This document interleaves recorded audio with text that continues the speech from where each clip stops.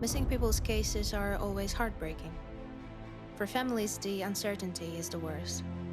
Is my daughter ever coming back home? Is my husband okay? Are they somewhere, waiting for help? Or are they long gone? And if they are gone, did they suffer? Were they scared? Did they know they were loved and important? And that there were still people looking for them, still missing them? The story I'm gonna tell you about today is one of a kind. We are 99.99% sure what happened to Anna Garska. But still, there's this pinch of uncertainty, of the lack of closure to the story. Some questions are still unanswered. And one of the most infuriating parts of the story is that there is a man who knows all the answers but simply refuses to give them. You're about to hear a story of a young woman who was a mom, a wife, a daughter, and a sister. One day she disappeared. What happened to Anna Garska? My name is Alex, and this is Poland Unveiled.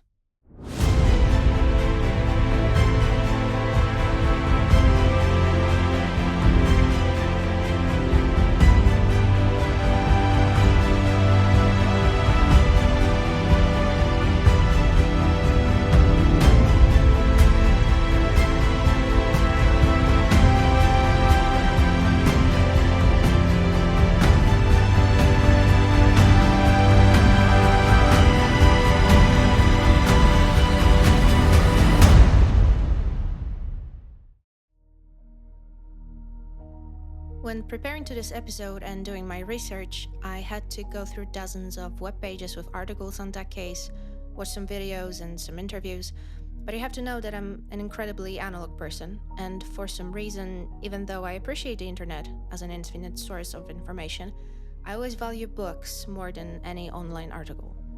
I think I can sift through the websites and pick the most reliable sources, but still, a physical book that I can actually open, smell, and reach for even when I'm offline, it feels more serious or more honest, maybe because of the time and work that has to be put for the book to be released.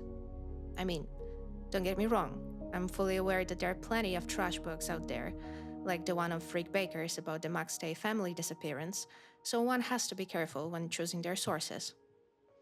For this episode, I read a book written by Magdalena Majcher called Mocna, więź, which can be translated to The Strong Bond.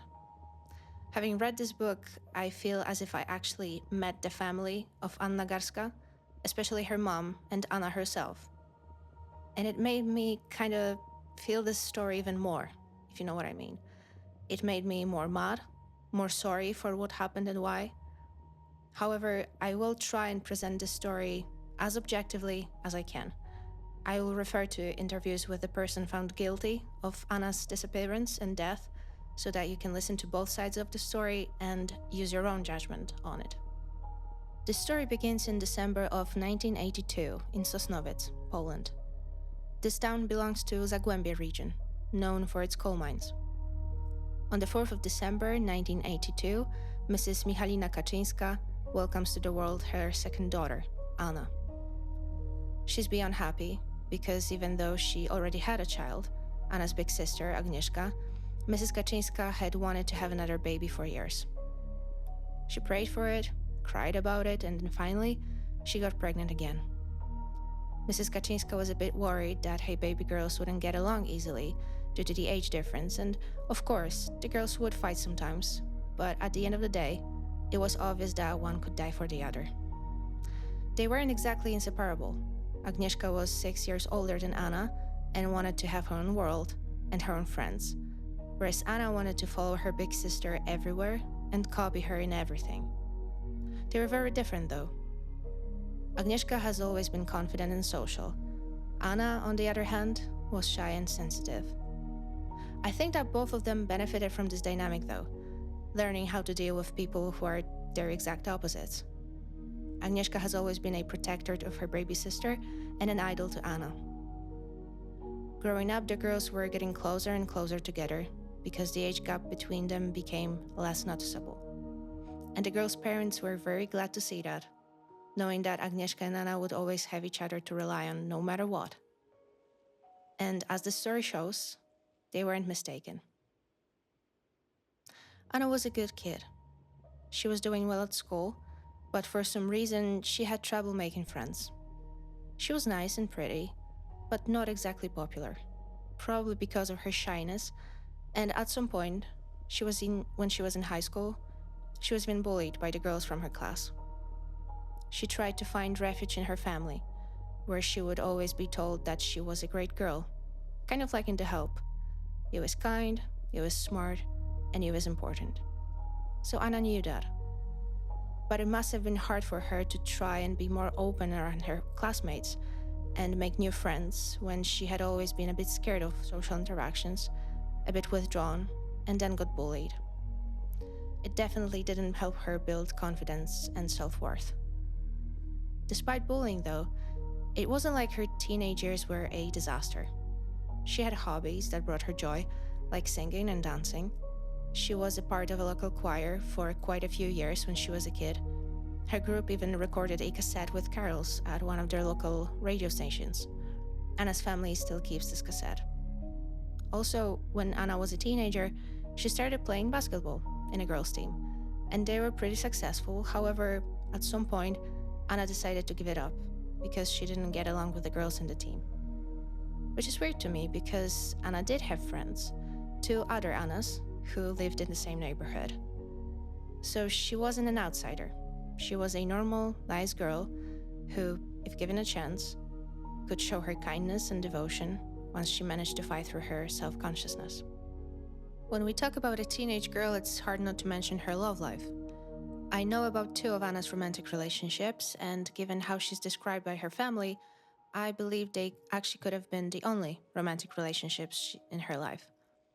The first one happened during her sophomore year in high school, when she started to go out with a boy a year older than her. They were a part of the same choir, he would play the organ, and Anna, being a romantic and fond of art in general, she loved to dance, she was also interested in painting, she truly fell in love with the boy. In Magdalena Majcher's book, which I mentioned at the beginning of this episode, it was said that Anna was thinking about having her own family since she was a teen, and her boyfriend at the time knew that. Not like a teen mom, but she wanted this to happen sooner rather than later. She wasn't really sure if she wanted to go to uni and how she would wanted to pursue her career, if any, but having a husband and children was always on top of her life priorities list. Her high school relationship didn't last long though, and Anna was heartbroken after the breakup. It seems that she didn't have a boyfriend until she finished high school and decided to go to uni after all. Her self-esteem wasn't too high at this point. Well, it never was, but Anna started to have some skin problems due to which she felt unattractive. This is probably the reason why she was single for a few years. And also, she didn't meet her next boyfriend and then husband at the uni or in a bar or a club. She met him online, probably too scared to see him face to face before he got to know her. Anna Garska was a law student at the University of Silesia, a couple of years older than Anna.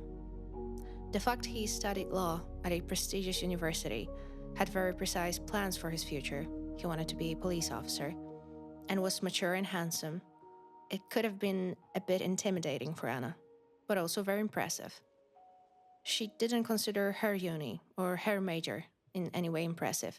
She studied administration at a private uni in her hometown, Sosnowiec, and wasn't too sure about this choice. Meeting Marek for the first time was scary for Anna. She was afraid she wouldn't be good enough for him.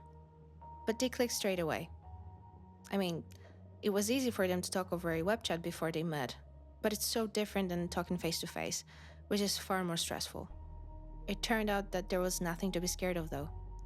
Anna and Marek fell in love with each other very quickly and would spend as much time together as they could, which wasn't easy, given that they were both studying. Also, once Marek graduated from uni with his LLM degree, he applied for a job at the police and got accepted, which meant he had to go for over 6 months professional training that every police officer has to complete before they get a badge, a gun, and officially can be called a police officer. I'm not sure for how long Anna and Marek went out together before they decided they wanted to get married, but it was definitely a few years. In the meantime, the couple moved in together. Marek completed his police training away from home and then proposed officially, old school style, in front of his and Anna's parents during an official dinner at Anna's house. Anna knew beforehand that Marek wanted to propose, so he didn't catch her off guard, putting a ring on her finger, but she appreciated the gesture, the fact he wanted to involve their parents and do things, as she would say, the right way. The only thing that slightly spoiled the joy of that day was that Anna felt that her future mother-in-law didn't like her. This might be one of the reasons why Anna wasn't too happy about the in-laws and Marek's proposal to move to the flat that Marek's parents bought. To Marek's parents, it was probably just an investment that the young couple could use. But Anna would have rather rented a flat or even taken a mortgage to get their own apartment, where she would have felt more like home, rather than moving to a flat that belonged to Marek's parents, whom she thought didn't like her, and where she would always feel like this is not 100% her home. The couple got married in 2008. It was a beautiful day for both of them.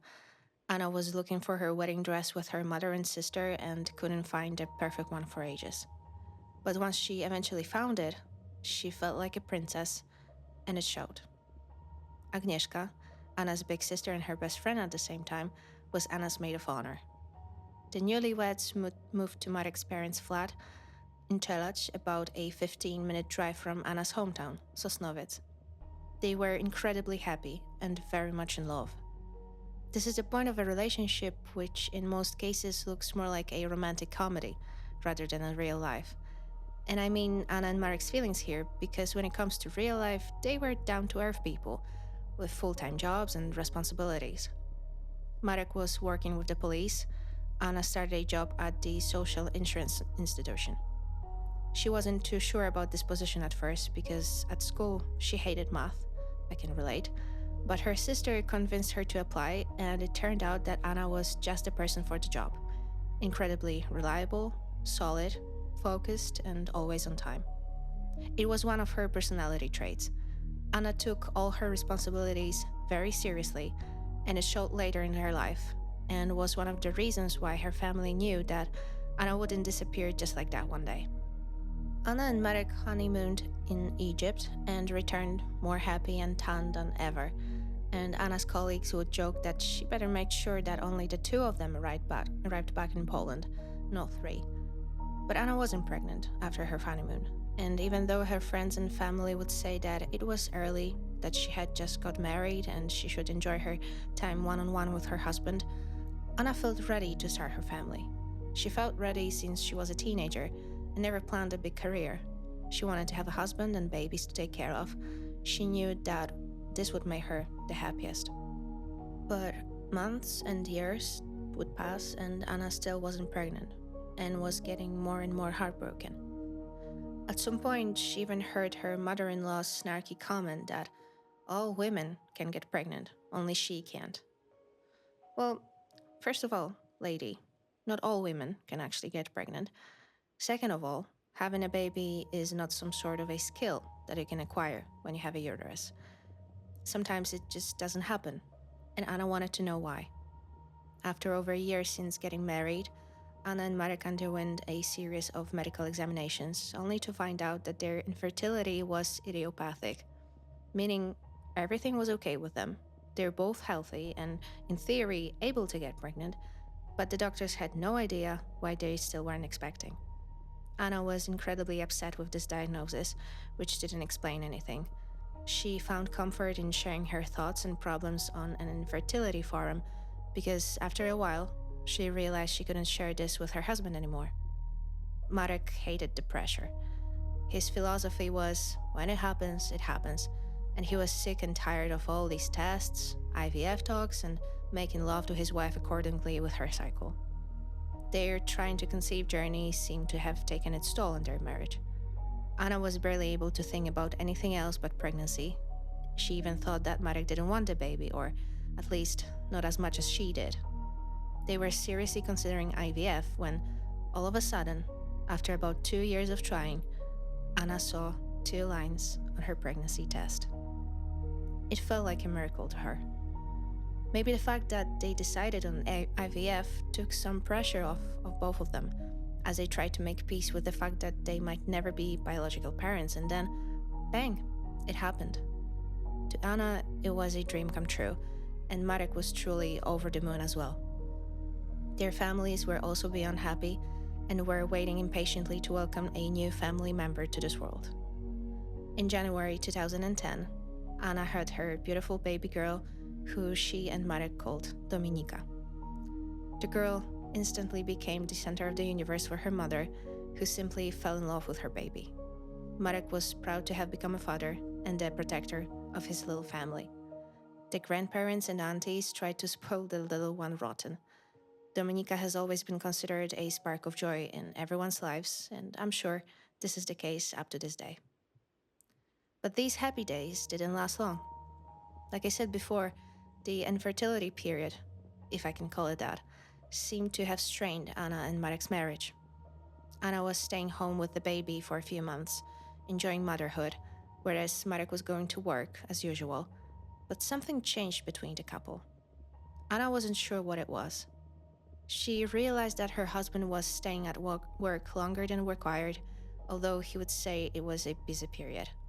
He was always tired, didn't have much time for his family, especially his wife. He became gradually distant and absent. Anna would talk about this with her mother and sister because she talked with them about everything pretty much every day, and both women would say that having a baby always changes the dynamic between a married couple, that things will not be the same, but it doesn't mean that something's wrong. Anna tried to not to be paranoid and to be more gracious to her hardworking husband. She also tried to make herself more attractive to him, thinking that maybe she changed after having a baby, and that's the reason why Marek wasn't as attentive and sweet to her as he used to, but that didn't really help. Anna eventually got back to work, got to be around adults again, and she seemed to be happy about that, even though she missed her daughter terribly. One might think that with Anna being back to work and busy with something else than taking care of a toddler and cooking dinners, a bit more tired and a bit less overthinking would be some sort of a relief to Marek. But I'm sorry to say that their marriage was getting worse and worse month by month. At some point, Anna called her sister crying and said that she suspects her husband of cheating on her. He mentioned some time ago that a new female officer joined their station and they worked closely, but of course, Marek denied everything. Also, he quite suddenly got passionate about hiking. The closest mountains are a few hours' drive from Czeladź, and Marek started to spend pretty much every weekend in the mountains with his colleagues. Anna was okay with this at the beginning, understanding that this was his way of letting off steam. However, when she was back to work and Marek was working long hours at the police station, the weekends were the only time during the week when they could spend some time together as a family. And now it was gone because Marek preferred to spend his time off duty with his work friends, not his wife and daughter. Or I should rather say, his wife, because reportedly he adored his baby girl and was a great father to her. I mean, at those times when he was at home. Anna and Marek started to fight. She was mad he was always absent and had the worst scenarios in her head, that her husband, whom she loved the most in this world, besides their daughter, was having an affair. Marek, on the other hand, started to suffocate in this relationship and denied all the affair allegations. They were growing distant from one another. Anna was seeking help and advice from her mom and sister, at the same time trying to keep her family together. She would still go to work, was an excellent employee, and at the same time, a great mom to her daughter, to whom she paid her undivided attention. At the beginning of 2012, Anna, trying to make her husband kind of jealous, or maybe make herself look more attractive in his eyes by keeping herself busy outside of the home, got back to her teenage year's passion, which was dancing. One day she found an ad in a newspaper from a man who was looking for a dance partner. So Anna called him and they started training together. There were no romantic feelings involved though, just to be clear. Anna just wanted her husband to realize that she was regularly spending time with another man, however innocent it was. These moments when she danced were truly a blessing to her. She was doing something she loved and was good at, and for a couple of hours a week, it would make her forget about problems at home. Of course, she would make sure that dancing wouldn't in any way interfere with her daughter's daily schedule, that the girl was taken care of at all times. Anna was a routine person. She felt this was very important for her daughter to have a daily routine because that would give her a sense of safety and stability. Every night, the girl would get supper at the same hour, then it was bath time and bedtime, before which Anna would read to her daughter until she fell asleep. But did Anna's efforts to be a good mom, good daughter, sister, worker, and wife make any difference in her marriage? Did Marek start to look at his wife differently, pay more attention to her? Unfortunately, no. Anna was utterly heartbroken. She didn't want to let this go. Her mom and sister kept telling her they were absolutely sure that Marek wasn't cheating on Anna, that he wasn't like that he loved his family and he was just busy at work. But Anna knew him best. She knew that something was wrong. One day, after a huge fight, witnessed by Mrs. Kaczynska, Anna and Marek went to their bedroom to try and talk calmly about their future. When they went out, Anna was crying. When asked by her mom what was going on, Anna said, "Marek isn't sure if he still loves me." Anna was afraid that instead of celebrating their next wedding anniversary, she would be going through a divorce. In all honesty, though, it wasn't like there were only bad moments in their relationship, even if in this worst period. The couple would still go on a little vacation from time to time to visit Anna's sister, Agnieszka, who lived in a different part of Poland. They were able to talk normally and even have fun together. And in moments like this, they looked like a loving family. Anna enjoyed these moments, and they would help her take all the stress and pressure off. She thought that everything was gonna be okay, that despite what Marek said, by the way, he reportedly apologized for his words, they still loved each other and maybe they could even have another child to strengthen their relationship. I'm doing my best to try and not comment on that. Months went on, and we're eventually getting to the events of July 2012. Hot Polish summer, Saturday. It was Anna's day of work, so she would spend the entire day with her daughter. In the afternoon, when Marek finished work, he joined his wife and daughter and they would all play together on a balcony in a paddling pool. Closer to the evening, they went to town so that Anna and Dominika could get a haircut.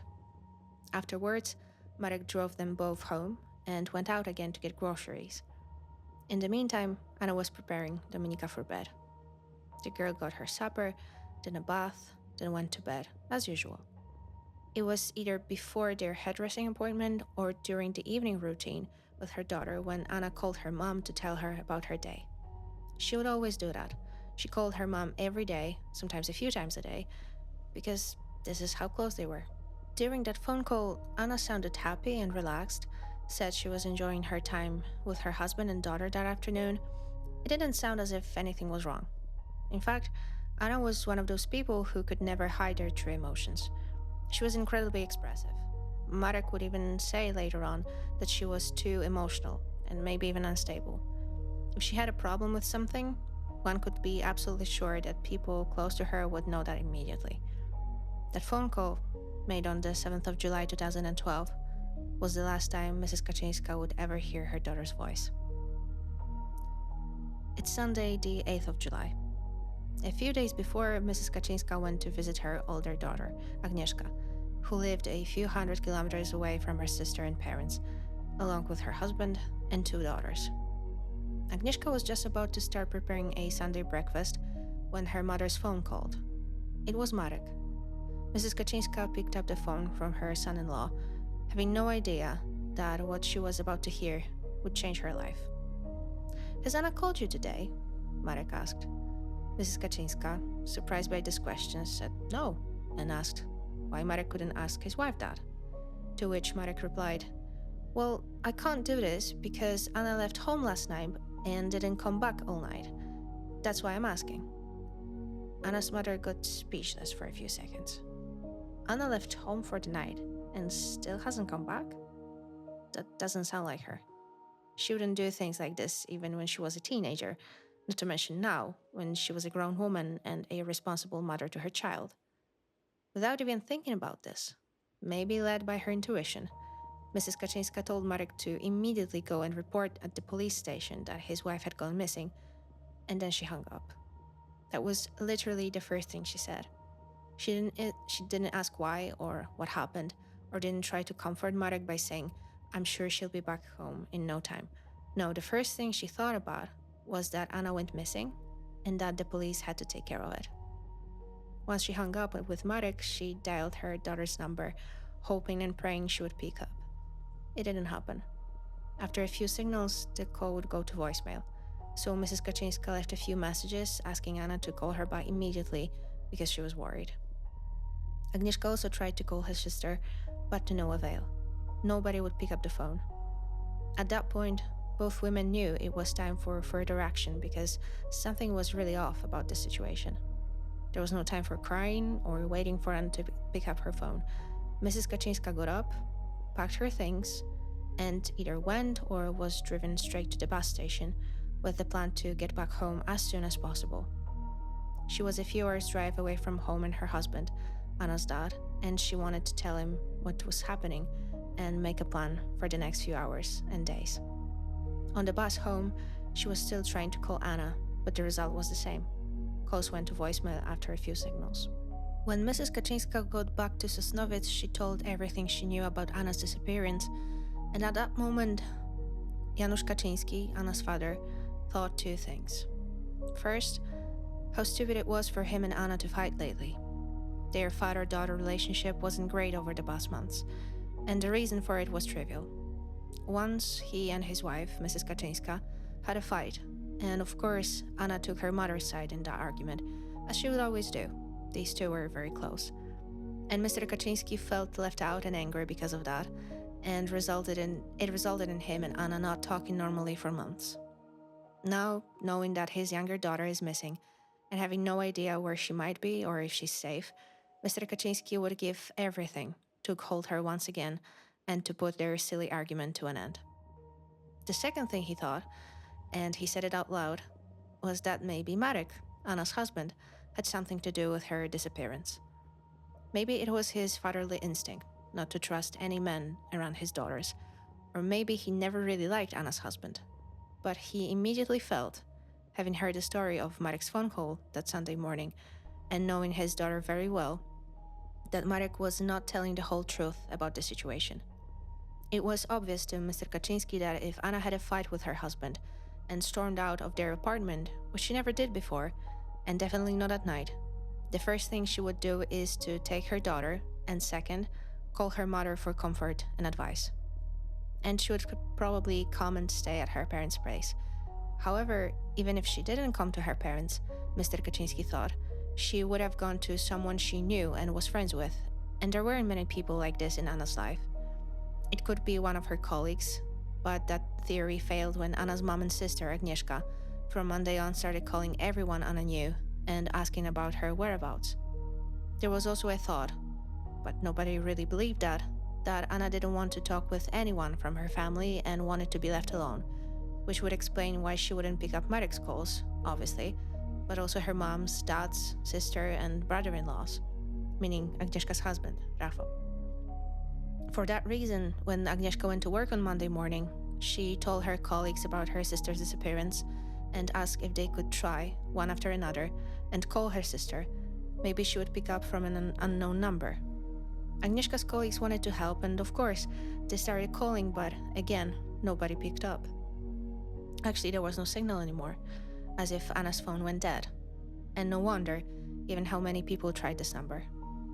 This made Agnieszka think about a different number she should call, but she had to Google it first because she never had a reason to contact one of the most recognizable foundations in the country, Itaka, Center for Missing People. Itaka was founded in 1999, and since that year its workers and volunteers have helped find thousands of missing people and provided all sorts of support for their families, including psychological and legal help.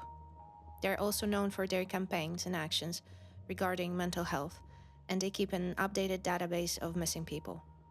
The foundation cooperates with the police, and in order for Itaka to start looking for a missing person, the case has to be reported to the police first. But in Anna's case, there was a problem, because Marek wasn't too willing to report his wife's disappearance, claiming that Anna left home due to her own free will, and that she would probably return in a matter of days, as she said, to take her daughter. Marek also said that according to law, 48 hours have to pass until a person can be reported missing. Well, this is not entirely true, and even if it was, Marek, as a police officer, surely had ways to bend the rules and convince his colleagues to start looking for his wife immediately. When he finally reported that his wife had gone missing, Anna's case was classified as a second category disappearance. There are 3 categories, or levels, as the police call them, and the first level is the most serious and usually regards people about whom there is a strong suspicion that their life could be in some way endangered, like children, sick or elderly people that have to take meds daily, people who disappeared in circumstances that might indicate that a crime was committed. And the first level of disappearance makes the local police alert. The search starts immediately and it's treated very seriously. Whereas the second level regards people who would threaten to take their lives in the past, but never did. Teenagers between 14 and 18 years old, people who aren't ill and do not require any sort of assisted living, so to speak. It also pertains to people who went missing abroad. Cases classified as the second level are not treated as seriously as the first level, obviously, but the biggest difference is that nobody is actually searching for that missing person. I mean the police. They're aware of the case. The missing person's picture and basic information are put in the police database, but there are no search groups, radio and TV alerts, nothing like that. So Anna Garska was classified as the second level missing person, based on the information given by Marek at the police station in Będzin, which was in charge of this case at the beginning.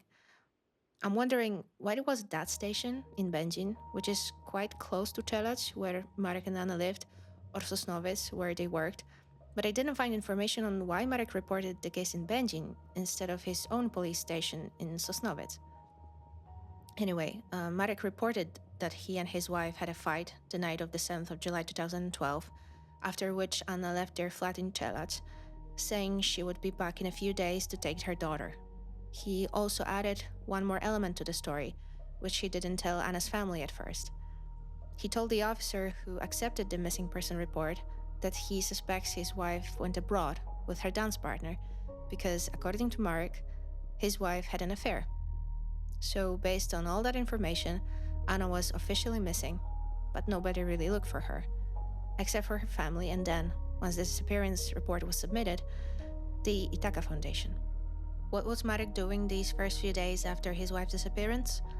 Not much, from what he was saying, and as it turned out later, he lied even about that. Anna's family knew that on Monday, after the weekend she went missing, Anna had a surgery scheduled. For months before her disappearance, Anna had been struggling with recurring tonsillitis. This is not only painful and requires taking antibiotics, but also Anna's doctor knew that she wanted to have another baby. So before she got pregnant again, her tonsils had to be removed. She had to be 100% fit and healthy before conceiving again. As you already know, it was Anna's biggest dream to have a family and children. She loved being a mom, and also she thought that having another child would somewhat help her and Marek fix their marriage. For that reason, she wanted to have the surgery as soon as possible. She even asked her doctor to try and speed up the surgery date. And then, when everything was set, and Anna was supposed to turn up at the hospital on Monday morning, she disappeared. One of the first things that Anna's family wanted to check, and asked Marek to do it, was if Anna went to the hospital. Marek said he called the hospital and confirmed she never went there, which for Anna's family was incredibly alarming. They also asked if Marek could check their online banking to find out if Anna used her debit or credit card over the weekend and a few days later. Marek confirmed she hadn't. As it turned out later, Marek never called the hospital or the bank. And somehow he was right. Anna never had the surgery or never used her cards. Marek also claimed that he called one of Anna's friends or colleagues and asked if his wife was staying at hers, but this also turned out not to be true. He never made that call. He clearly wanted Anna's parents and sister to think that he was doing everything he could to find out where his wife went. The day or two after Anna went missing, her mom visited Marek and her granddaughter because she wanted to talk with her son-in-law, and she was missing Dominika terribly and was worried about her. The girl was only 2.5 years old and needed her mom. Once Mrs. Kaczynska entered her daughter's apartment, she realized something was different. But at first, she didn't realize what exactly. She asked Marek to tell her, step by step, what happened on Saturday, the 7th of July. Marek explained that he got back from work, spent some time with his wife and daughter at the terrace. They played in a paddling pool, then later that evening he drove the girls, Anna and Dominika, to the hairdressers, where Dominika got her haircut first, then Anna, and after the visit, she paid for the service and got change, 45 zlotys. That plus a debit and credit card was all she had in her wallet. After the hairdressers, Marek drove his family back home and went grocery shopping by himself. When he got back, he wanted to eat something, but as he said, his wife started an argument. According to Marek, Anna was mad that he didn't water the plants they had on the terrace, to which Marek replied that there was no point in doing that because a thunderstorm was coming, so the plants would get plenty of water. But this was only the beginning. The fight escalated quickly and ended at the same point as usual, with Anna accusing Marek of having an affair with one of his colleagues. Marek denied. Anna got even more furious and said she was leaving him. According to Marek, Dominika woke up during their fight, so he went to her bedroom to calm her down and convince her to sleep again. And in the meantime, Anna took out a suitcase from the closet, the biggest one they had, threw a few things in it, and left. Before she closed the door behind her, she said she would be back in a few days to take Dominika with her. When Mrs. Kaczynska heard this story, she was surprised by one thing in particular. She wasn't at home at the time of the event. She was hundreds of kilometers away at Agnieszka's, so she couldn't know what the weather was like the night when Anna went missing. So she had no idea about the storm.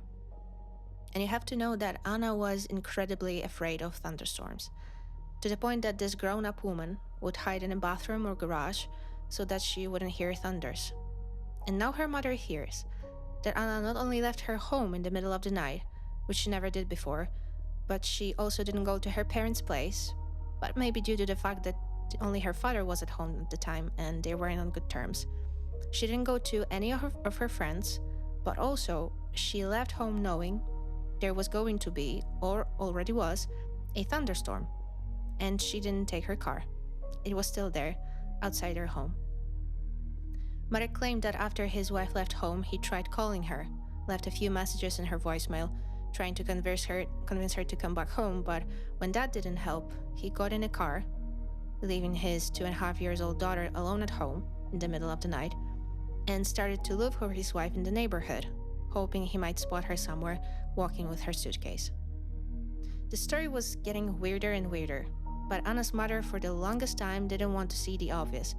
She kept telling herself that her son-in-law was telling her the truth, as unbelievable as it may sound, because she truly loved Marek, like he was her own son, and she wanted to think that everything would end well. She went to Anna's closet to find out what her daughter took with her. She knew Anna's clothes very well, also because these two women would see and talk with each other so often. She knew Anna's latest purchases and favorite pieces of clothing. Mrs. Kaczynska quickly noticed that only a few things were gone, which gave her hope that Anna really left just for a few days and would be back in no time. Apparently, Anna packed a few blouses, PJs, some underwear, and a belt. But her favorite jumper was still in the closet. Mrs. Kaczynska also checked the bathroom and noticed that Anna's toothbrush, makeup, and basic cosmetics were still there. But it seemed that Anna had taken a hairdryer and a hair remover, a depilator. But Anna's mom noticed something else. There were new rugs in the bathroom. She had never seen these before and was sure that if Anna bought them, she would have told her mother about that. There was also a new mop and cleaning products in the bathroom. When checking the apartment, Mrs. Kaczynska noticed one more thing: the pictures. There were always plenty of family pictures in this house, and it felt like there was less of them now. And that was the biggest change. All of Anna's pictures, or pictures she was in, disappeared. There were only photos of Marek and Dominika left. Marek claimed that Anna took some of these photos with her before she left, and that he hid those she didn't take away for Dominika's sake. According to Marek, Anna also tried to take their framed wedding picture, but was so upset with the fight that she accidentally smashed it. Marek showed his mother-in-law a broken wedding picture as a proof. I'm pretty sure we're all thinking more or less the same thing now, but let's not spoil the story and move on with it. Days go by and Anna's family is doing everything they can to find their daughter and sister. Mrs. Kaczynska is constantly in touch with the Itaka Foundation, which suggests creating a Facebook page, Missing Anna Garska, with posts and pictures regarding Anna's disappearance. Also, Agnieszka, Anna's sister, posts about it on Nasza Klasa website. This website doesn't exist anymore, but used to be very popular in Poland at the time. And it was something like Facebook, where people could connect with their old classmates.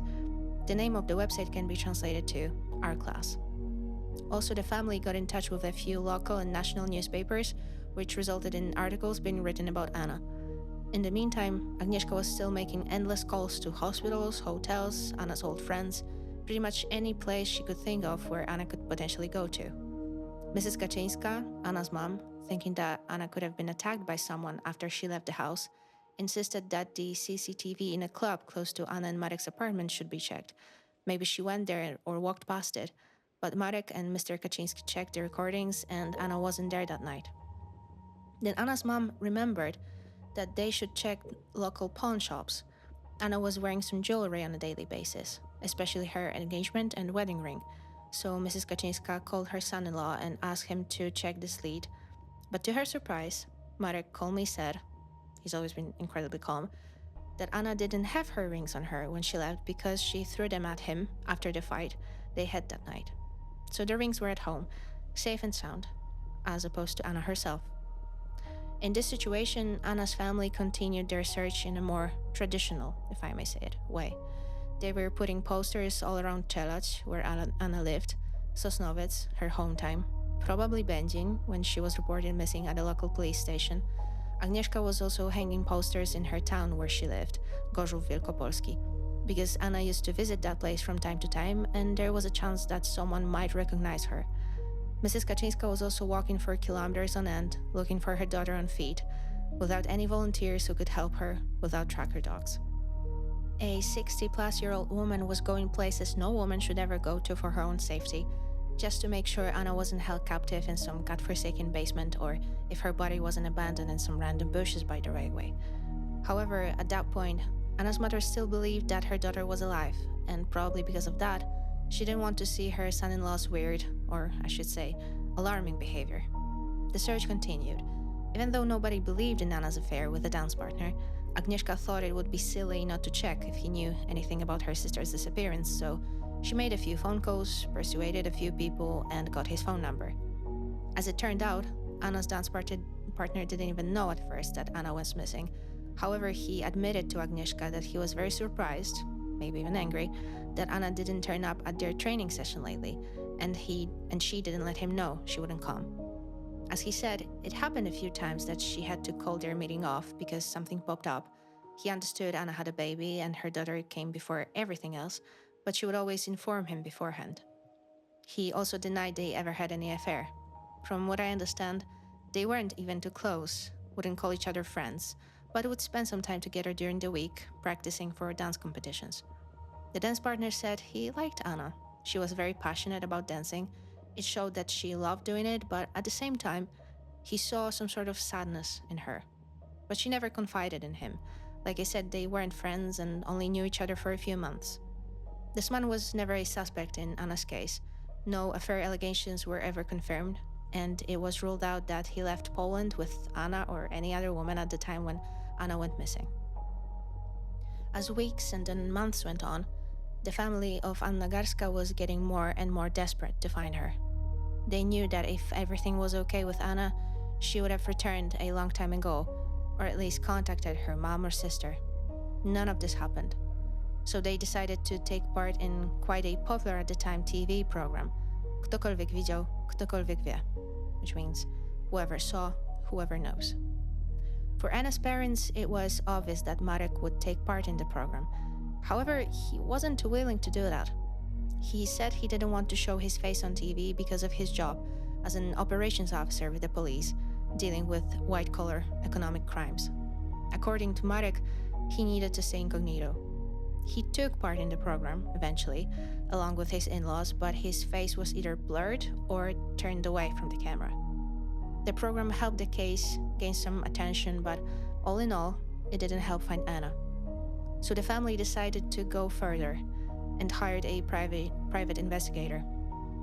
Although, in this case, the word private doesn't really apply because they hired the most recognizable PI in the country, Krzysztof Rutkowski. This man gained recognition at the beginning of 2012 by helping resolve the case of a missing toddler. He managed to convince the baby's mother to admit that she was responsible for her daughter's death. Mr. Rutkowski is known for two things: press conferences and weird haircuts. In my opinion, he's not a good PI. In fact, he's not even an investigator. He's not licensed, and he was charged for criminal activity on various occasions. For some reason, though, people still hire him, and the only good thing I can say about him is that his famous press conferences made the cases he was involved in generate a great deal of hype. The case of Anna Garska wasn't any different. Anna's parents hired Mr. Rutkowski to help them find out what happened to their daughter, but besides a few press conferences, which gained media attention, the case didn't move forward in any way, and Anna's parents considered the PI dismissive and unhelpful. In general, they felt he only wasted their time and money. A lot of money. The next step, although Mr. and Mrs. Kaczynski couldn't believe they were actually doing that, was to seek advice from a psychic. And not just any psychic. This guy appears on pretty much any media-covered criminal case in Poland, and his name is Krzysztof, again, Jackowski. He claims he helped the police resolve many criminal cases thanks to his visions, and many people believe he does have some superpowers. And I truly understand why families, as desperate as Anna's parents, use the psychic's services when they want to find out what happened to their loved ones. What I will never understand, though, is the cynicism of people who try to make money on somebody's despair. These visions, in my opinion, can only harm by either giving false hope or simply by feeding the public and, what's worse, the police, with misinformation. In the beginning, the psychic claimed that everything was okay with Anna, that she went abroad, to Germany, to be exact.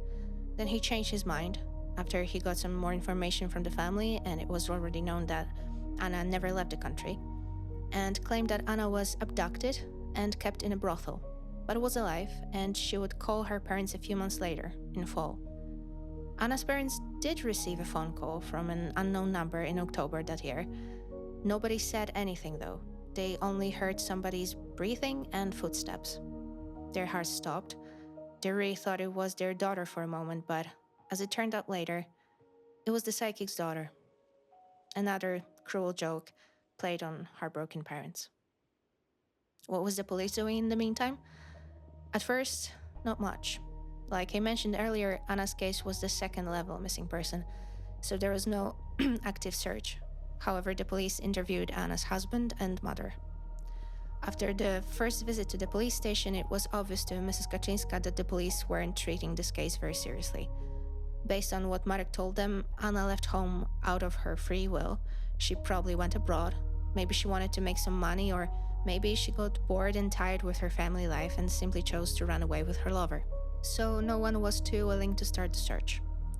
Also, no one wanted to listen to Anna's mother, who kept saying that this was completely out of character for her daughter to disappear just like that even if she had a fight with her husband, the first thing Anna would do was to call her mother, maybe even come stay with her, and that Anna would 100% take her daughter with her, and that after so many weeks of Anna's being gone, it's obvious that something bad must have happened.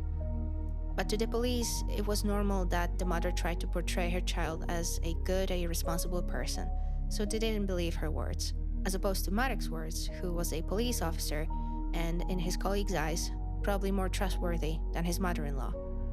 Also, it seemed that Marek himself was doing something to find his wife.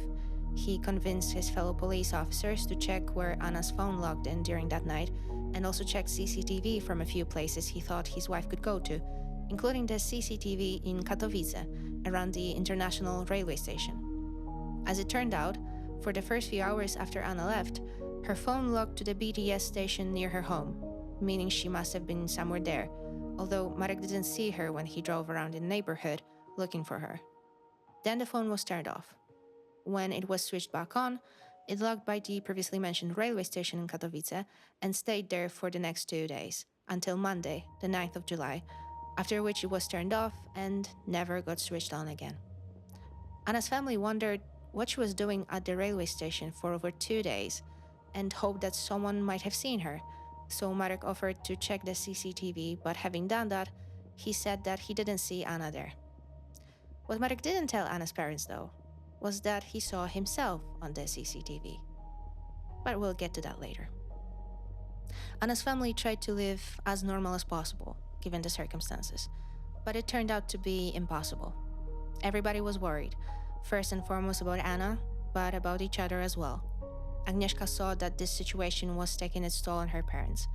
Mr. and Mrs. Kaczynski, on the other hand, worried about their elder daughter, knowing that she had a family of her own that she had to take care of, a full-time job, and she was constantly actively searching for her younger sister. Everybody was also worried about Dominika, wondering what impact this situation could have on a little girl whose mother disappeared from her life all of a sudden. Her grandparents of both sides tried to comfort her and take her mind off of that situation. Marek's parents took Dominika on vacation within the first few weeks after Anna disappeared. Then, when the girl came back, Anna's parents tried to see her as often as they could and wanted to help Marek, who suddenly became a single parent. Mrs. Kaczynska realized that Dominika changed. The girl didn't know exactly what was going on. She was too small but missed her mom terribly and kept asking about her, became sadder and withdrawn. It was noticed at the girls' preschool, however, the teachers were aware of the situation. Anna's mother tried to be there for her granddaughter and would visit her at home as often as she could and as often as her son-in-law would allow her. But there was also a change.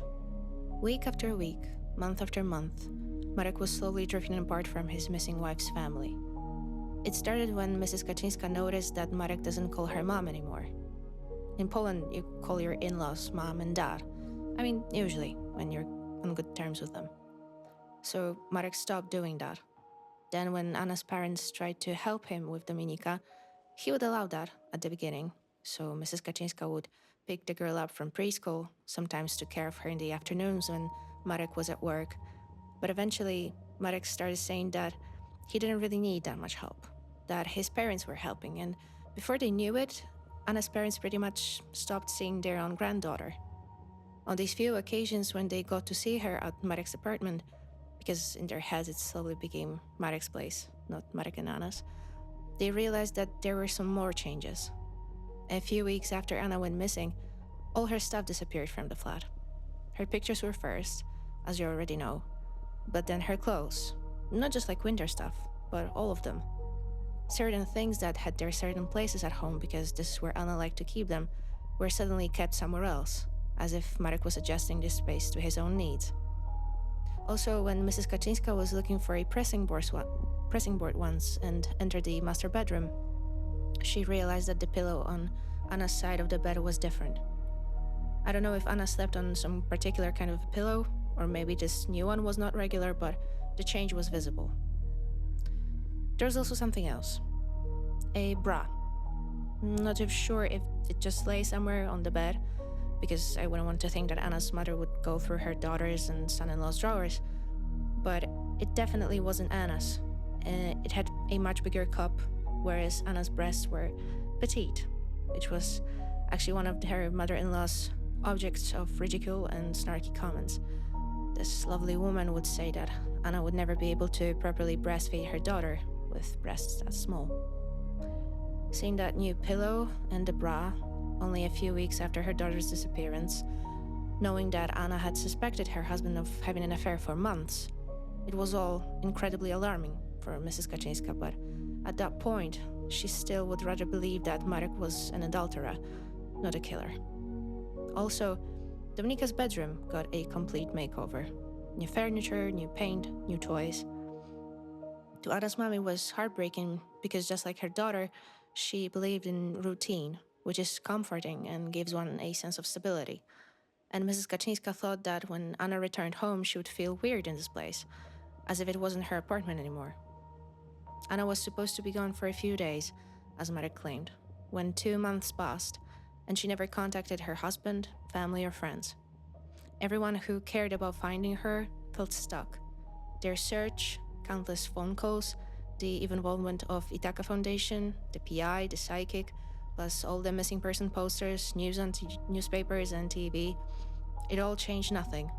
Nobody saw Anna, nobody knew where she was, and the police still claimed that she went abroad, either to start her new life with her lover, or maybe she went for work, and according to the police officers in Będzin, she would be back once she'd made some money. Despite the family's arguments that Anna never had an affair and that she had a stable job, which she liked, and she didn't need any extra money, it didn't convince anyone. It felt that this case was just going to die, when eventually, a miracle happened. Although, maybe it wasn't a miracle.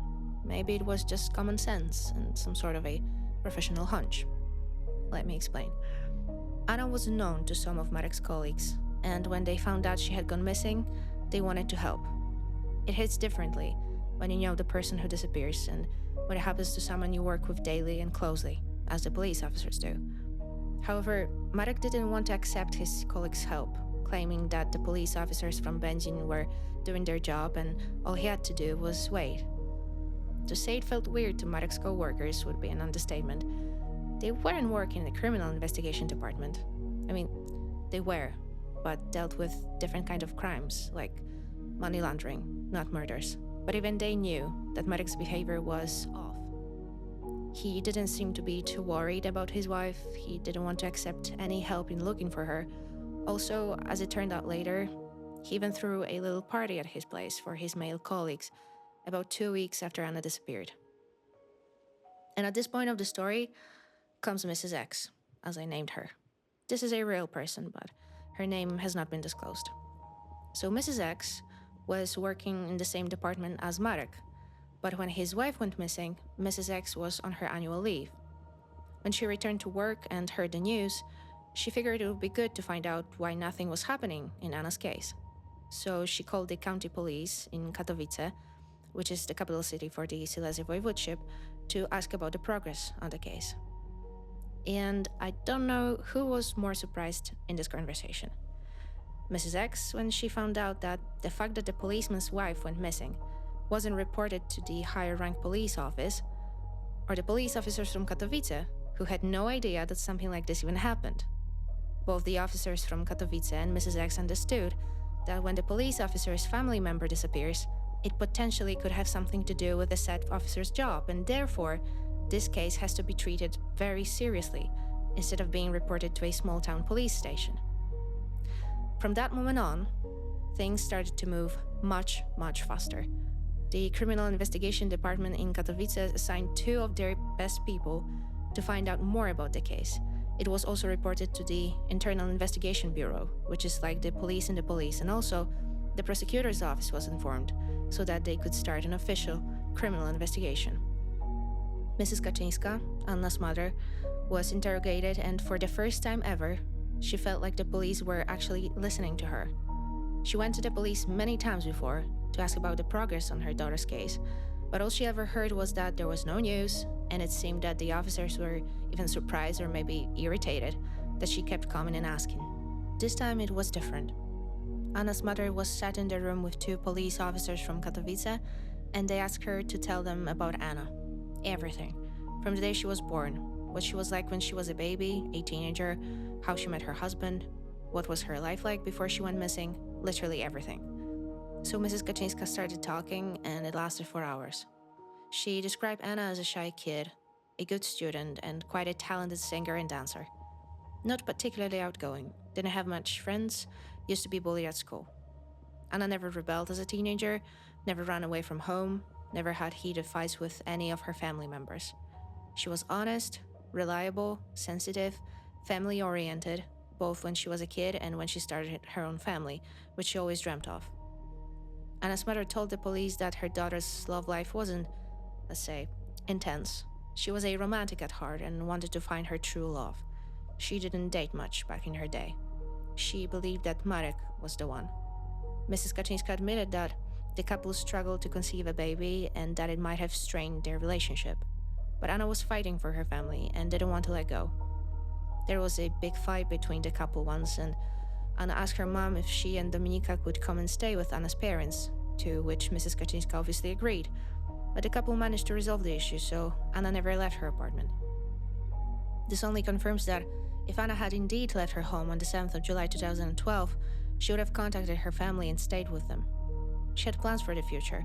She wanted to have another baby, was already talking with her doctor about it, hence the tonsils removal surgery.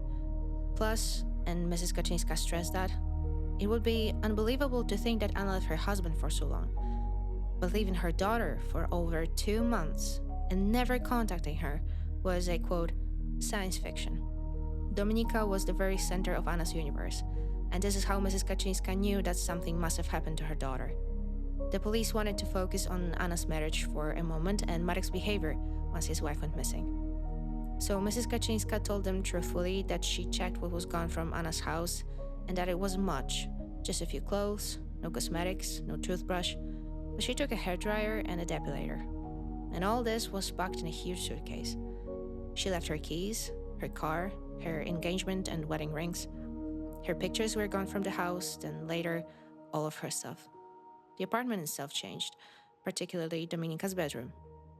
For some reason, though, Mrs. Kaczyńska didn't say anything about the new pillow in the couple's bedroom and the brush she found, which definitely didn't belong to her daughter. Maybe, like I said earlier, she didn't want to think of her son-in-law, whom she still trusted and loved, as a killer, or maybe she didn't want to point her finger at him, believing the police would find out the truth uninterrupted and unbiased by her speculations. Having heard all this, the officers from Katowice had no doubt that they should look into this case much deeper than their colleagues from Będzin. They took over the case and started digging. First, they wanted to check the phones of both Anna and Marek.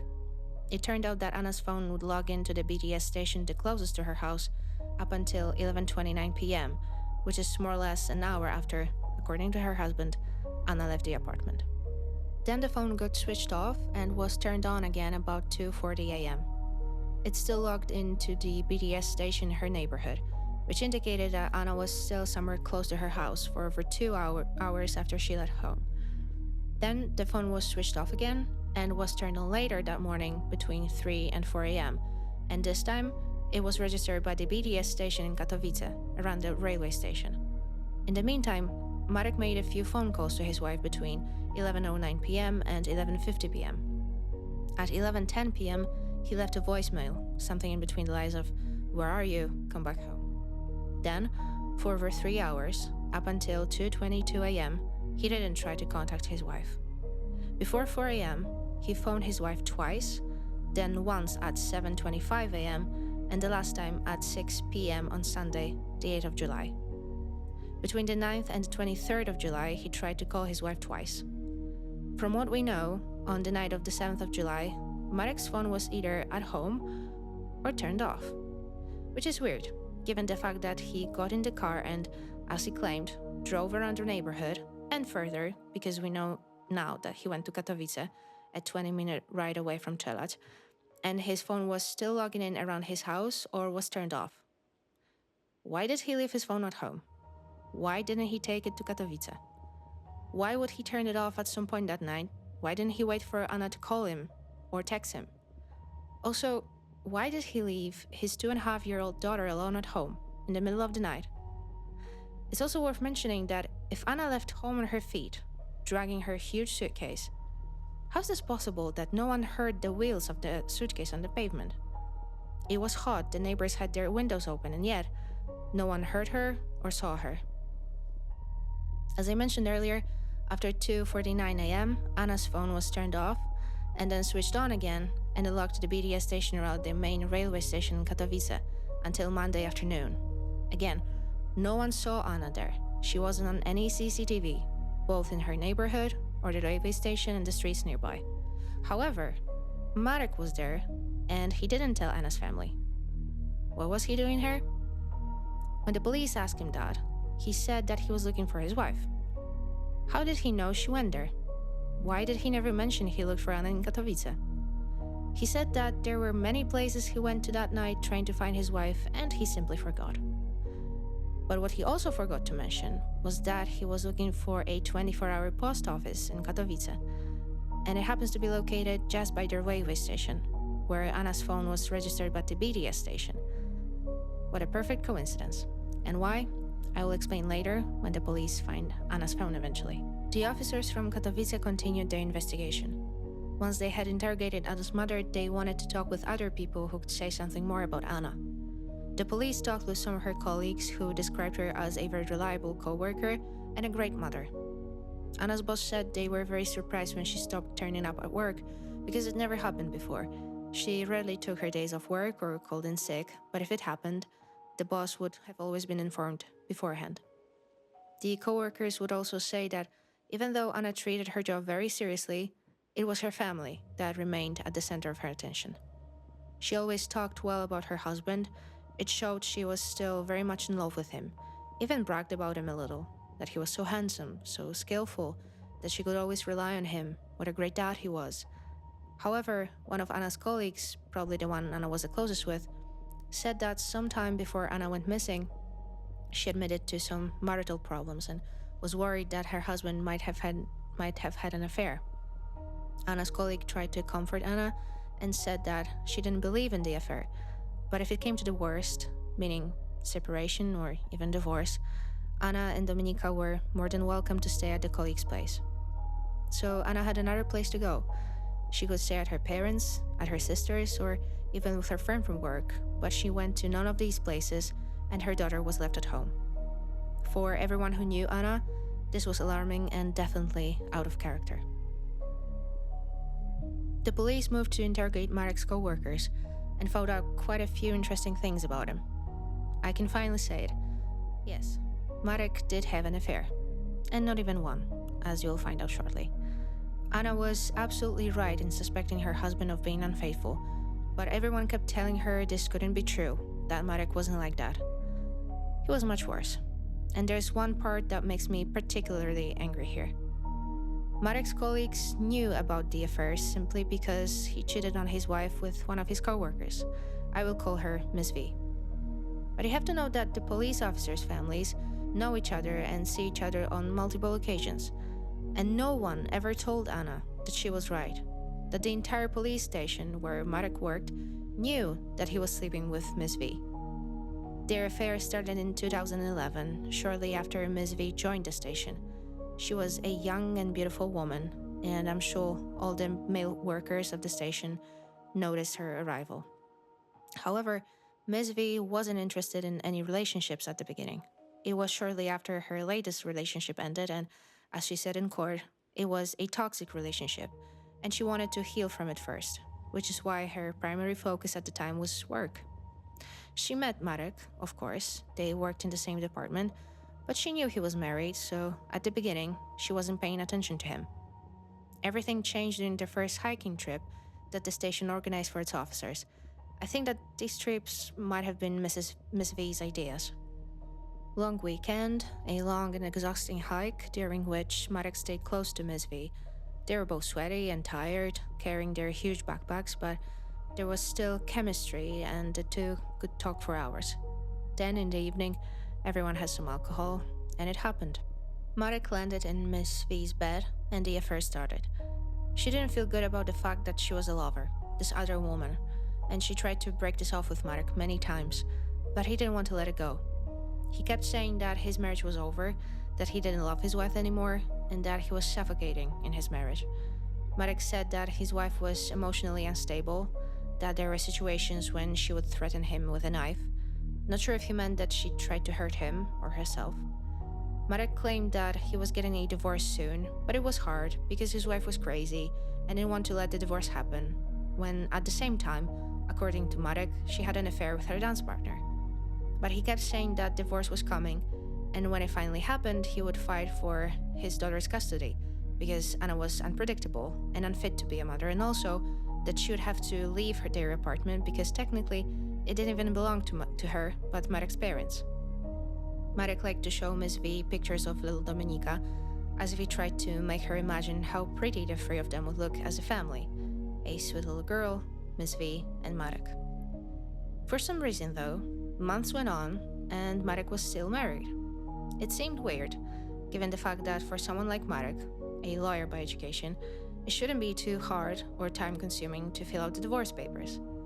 What Miss V didn't know, however, was that at the same time, Marek agreed to his wife's proposal to have another baby. The affair lasted for months. Miss V and Marek would spend time together not only on the hiking trips, but also in Marek and Anna's apartment, when Anna was at work and Dominika was in kindergarten. Marek would always make sure that no evidence of their, let's call it, love, was left behind, either in bed or in the bathroom.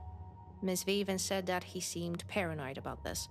No hair or other woman's scent could have been left behind. Anna could never find out that her suspicions were true, even though Marek claimed his marriage was over. In June of 2012, Miss V had enough and decided to end this relationship. When she got together with Marek, she knew that he was married, but because of his claims that this marriage was dead, she was hoping naively that she was not destroying a family, that Marek would leave his wife, regardless of his affair with Miss V. And once she realized that he was not leaving his wife, that she would never have a family and children of her own with him, she put an end to it. Marek was in despair. He tried everything to keep Miss V, but she wouldn't listen anymore. She left the country for a couple of weeks, and when she returned, Marek kept calling and texting her. He would send her pictures of his daughter, trying to break Miss V's spirit.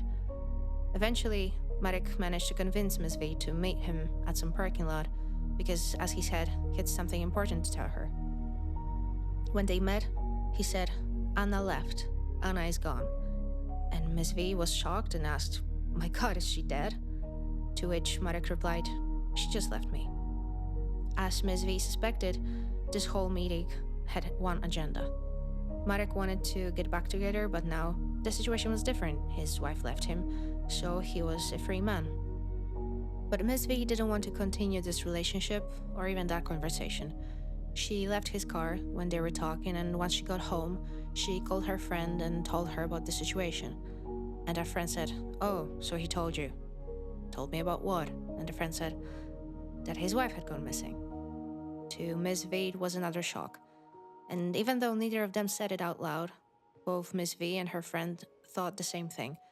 As terrifying as it might be, Marek might have had something to do with his wife's disappearance. Now that we talk about Marek's colleagues, Miss V obviously wasn't the only person that the police officers from Katowice interrogated. In general, according to his boss and co-workers, he had quite a good opinion. He was a fine officer, smart, efficient, and he got along with his fellow officers, even a bit too well with some of them. His boss said that he was surprised that Marek didn't ask him or anyone else to have his wife's case prioritized. I mean, he was a police officer after all. He could try and bend the rules. He could have reported his wife's disappearance much earlier than 48 hours after she had gone missing, and he could demand the case to be classified as the first level disappearance so that the search could start immediately, but he didn't do this. Everyone was also surprised that he rejected any help offers when his wife had gone missing. As I said earlier, Marek's colleagues knew Anna and they were genuinely worried about her well-being and wanted to help her in any way possible, including Mrs. X, the woman who kind of accidentally reported Anna's case to Katowice. Actually, she said something interesting. When she got back from her annual leave and found out that about Anna, she saw that Marek was gutted. So she approached him and said, "Hey, talk to me. What is it?" Well, apart from the obvious. To which Marek replied that he was heartbroken because not so long ago Miss V loved him, and now she doesn't want him anymore, and someone else will be touching her. Mrs. X was probably just as shocked as you are now with this response, and she didn't hesitate to share it with the officers from Katowice. And there was something else, a little thing that was noticed by two people. One of them was Miss V, and the other, I'm not exactly sure who it was, but it must have been one of Marek's colleagues. So two witnesses reported independently, separately from one another, that after his wife's disappearance, Marek's car was super clean. Not that he would ride in a trash can on a daily basis, but he had a small kid, so candy wrappers or some cracker crumbs and stuff would always be there. But then it suddenly changed. The car was super clean, almost immaculate. The chain was so visible that for two of Marek's colleagues, it seemed worth mentioning during the interrogation. For now, we'll let the officers from Katowice work on the case. We'll soon get back to the investigation, but now I want to talk about what was happening in Marek's life as months went on and Anna was nowhere to be found. Well, the man kept himself busy. When his wife disappeared, he simultaneously had been in a relationship with Miss V for over 6 months, but when that relationship started to fall apart, he created an account on a dating website. Bear in mind it was 2012 in Poland. There are no dating apps like Tinder. their websites, something like Facebook for singles or unfaithful spouses. And he met a woman there. So just to make it clear, because there are many actors in this play, in July of 2012, Marek was in relationships with 3 women: his wife, his lover, and this new woman from a dating website. This last relationship didn't last long, but it was quite intense. The couple would go on trips together, of course they slept with each other, and they would do it in hotels and at Marek's and Anna's apartment. To spice things up between them, Marek would use his gun and handcuffs in bed with his new lover, which later became one of 4 charges in his trial, a misuse of service pistol and handcuffs, because he would take pictures of his partner in said handcuffs and holding his gun. Anyway, in the beginning, Marek was fascinating to his new partner. Smart, ambitious, they could talk for hours, and they shared the same hobby, mountain hiking. They connected on Facebook, and this is how this new woman found out about the fact that A, Marek was married, and B, that his wife had gone missing. She confronted him about this, and he admitted that he's alone, that nobody knew where his wife was, and that he had become a single dad pretty much overnight. That woman felt sorry for Marek for a moment, but then she thought, wait a second. His wife is gone, and the first thing he does is start an account on a dating website? She also remembered that every time they met at Marek's apartment, she was incredibly stressed that his wife was going to unexpectedly turn up there. But Marek would always say that this was not going to happen. The woman would still meet Marek a few times, but then realized that she didn't want to go any further with this relationship, and they broke up. However, there's one thing worth mentioning. The couple would exchange a ton of texts, Facebook messages, and emails, and she remembered one email in particular. It was sent on the 10th of July, 3 days after Anna disappeared. The email read more or less as follows. You are often at risk on your way up the hill, but once you get on the top, that fear and risk seem irrelevant. The view from the top, the feeling of satisfaction and accomplishment, makes up for any hardship. So I will not be afraid. I will take a risk, even if it ends up painfully for me. But it's still worth it. Regarding the complete or total life changes, have you ever wondered how far you're willing to go?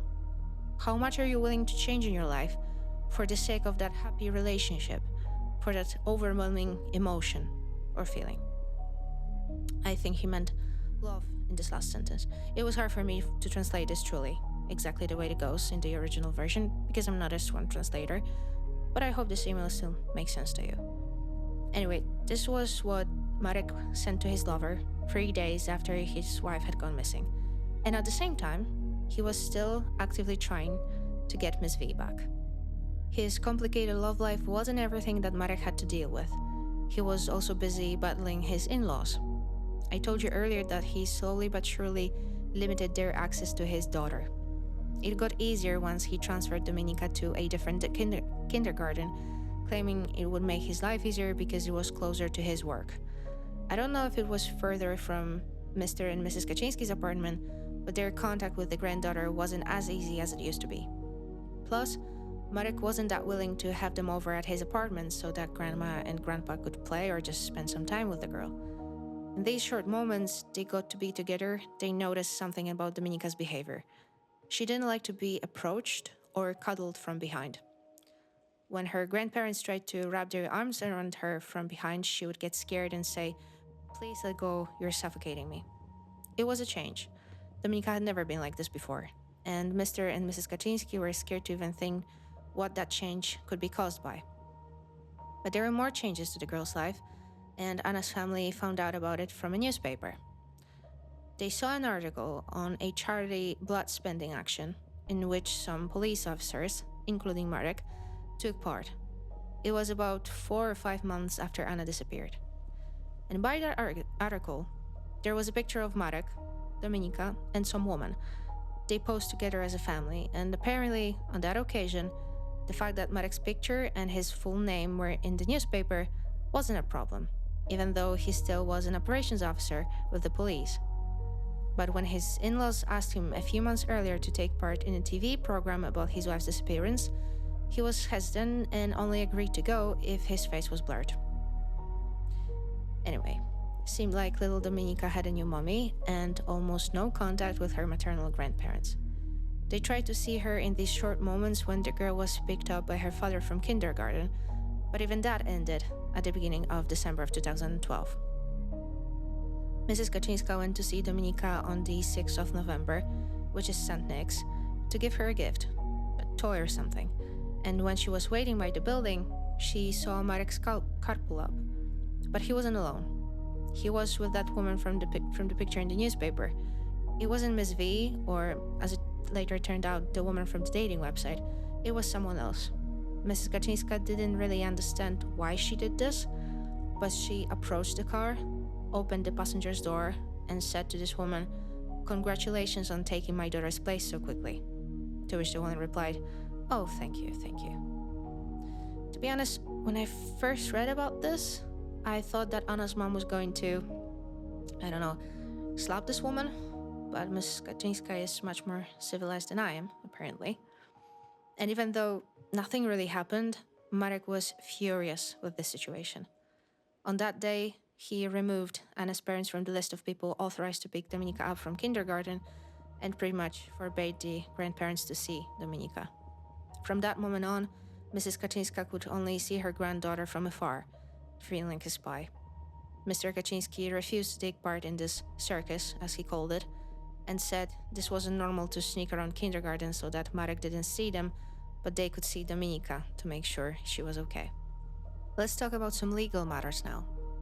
We already know that Marek wasn't particularly interested in looking for his wife, but he was actively trying to make it look as if he had nothing to do with Anna anymore.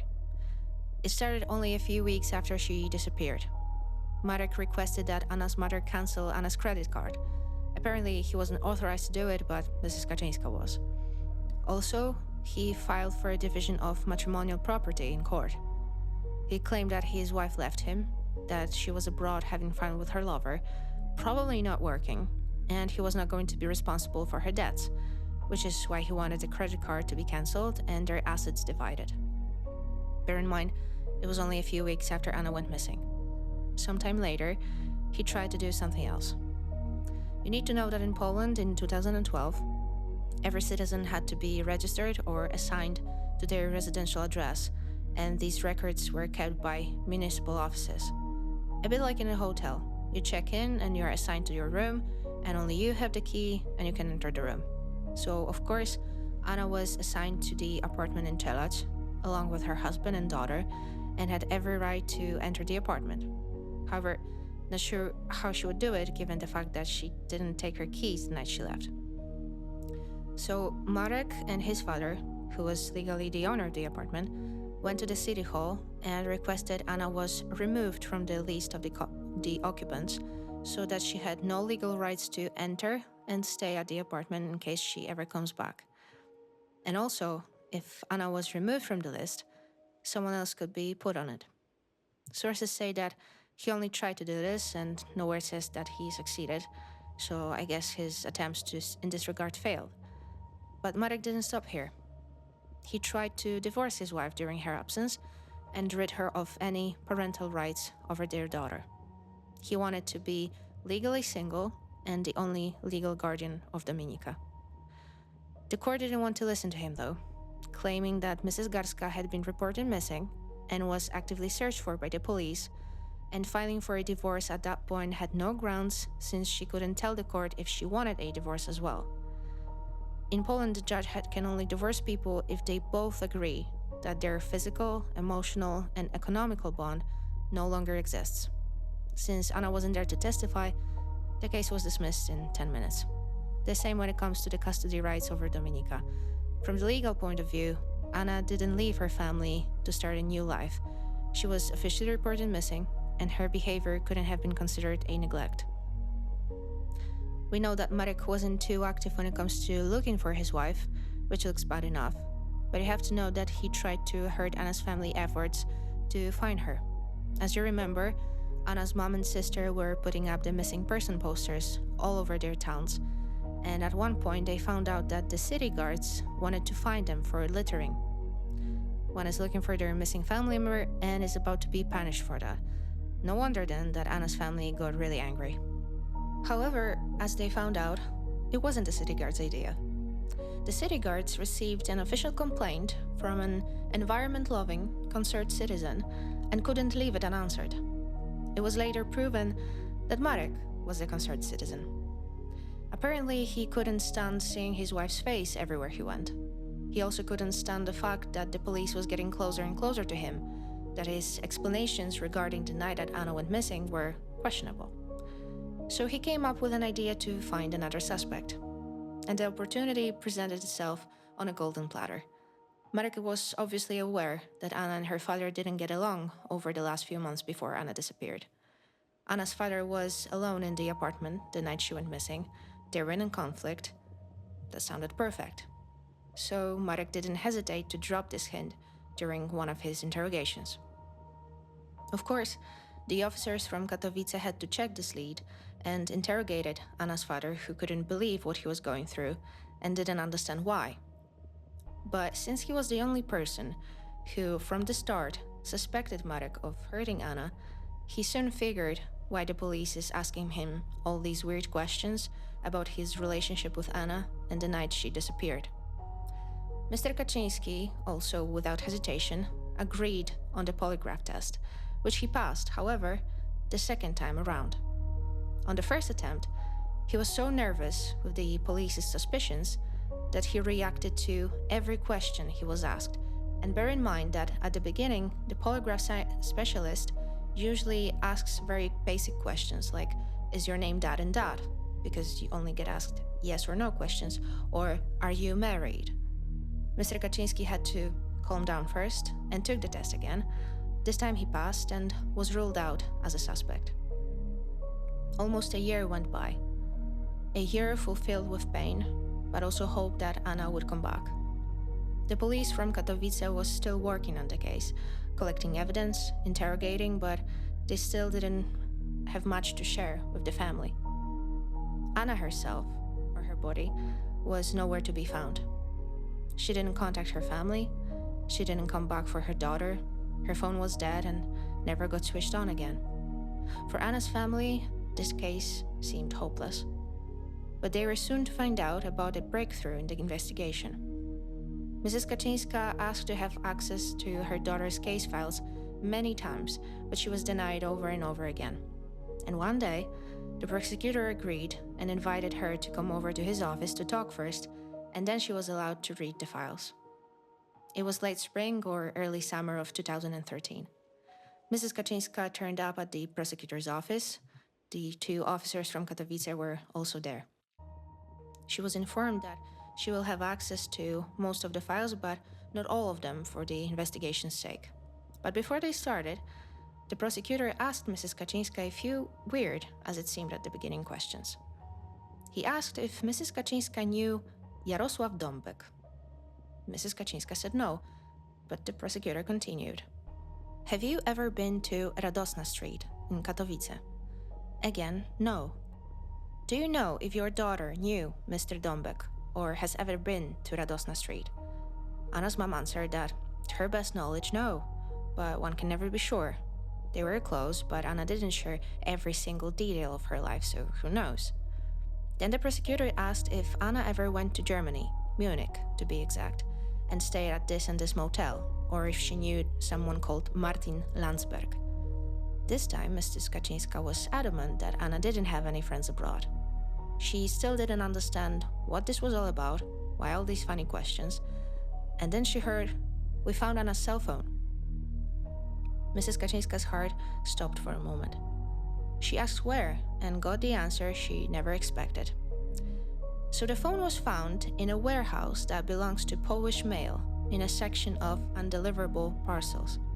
The envelope with Anna's phone was addressed to some motel in Munich, and the recipient was supposed to be Mr. Martin Landsberg.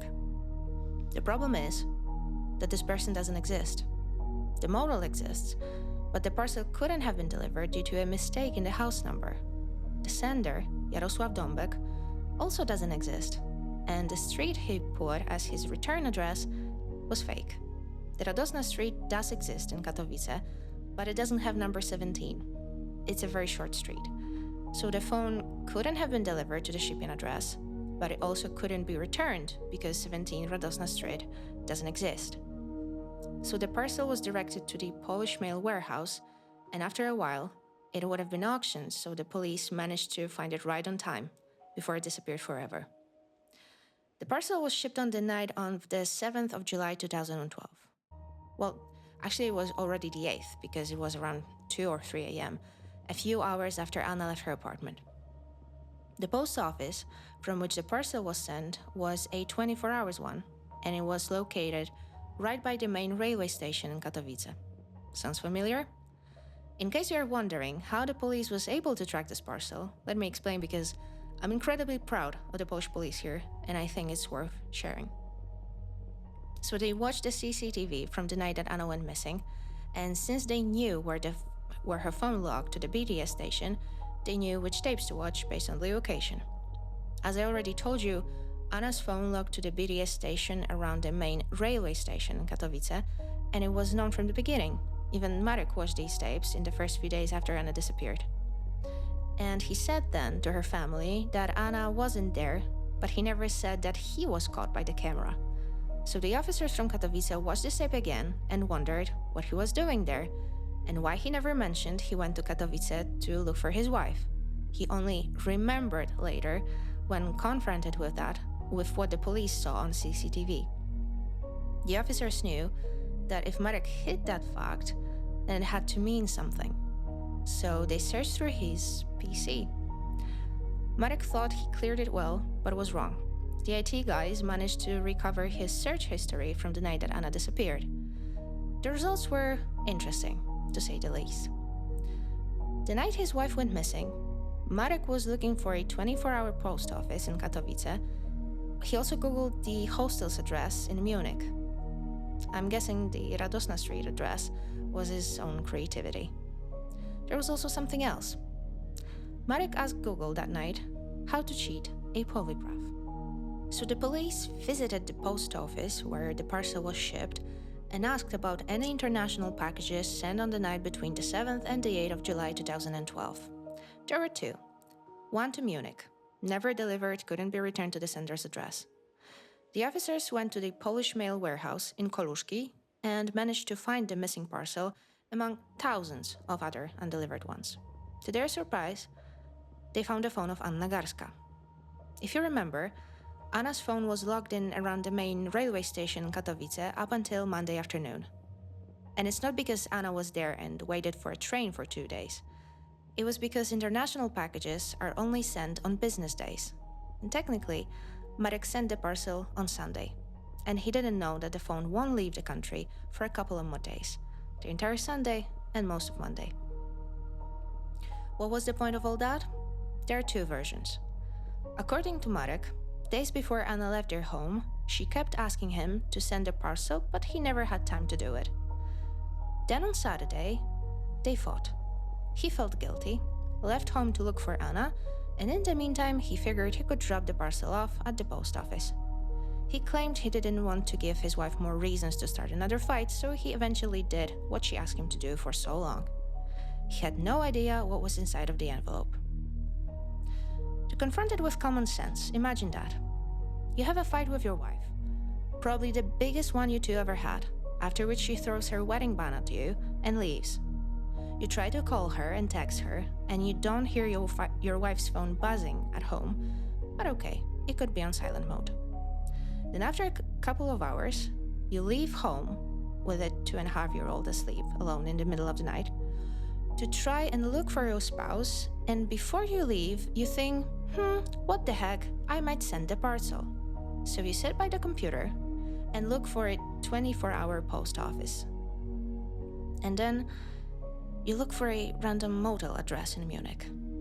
And how to cheat a polygraph. Okay, you leave the house, still not knowing that your wife's cell phone is in your hands, in the envelope.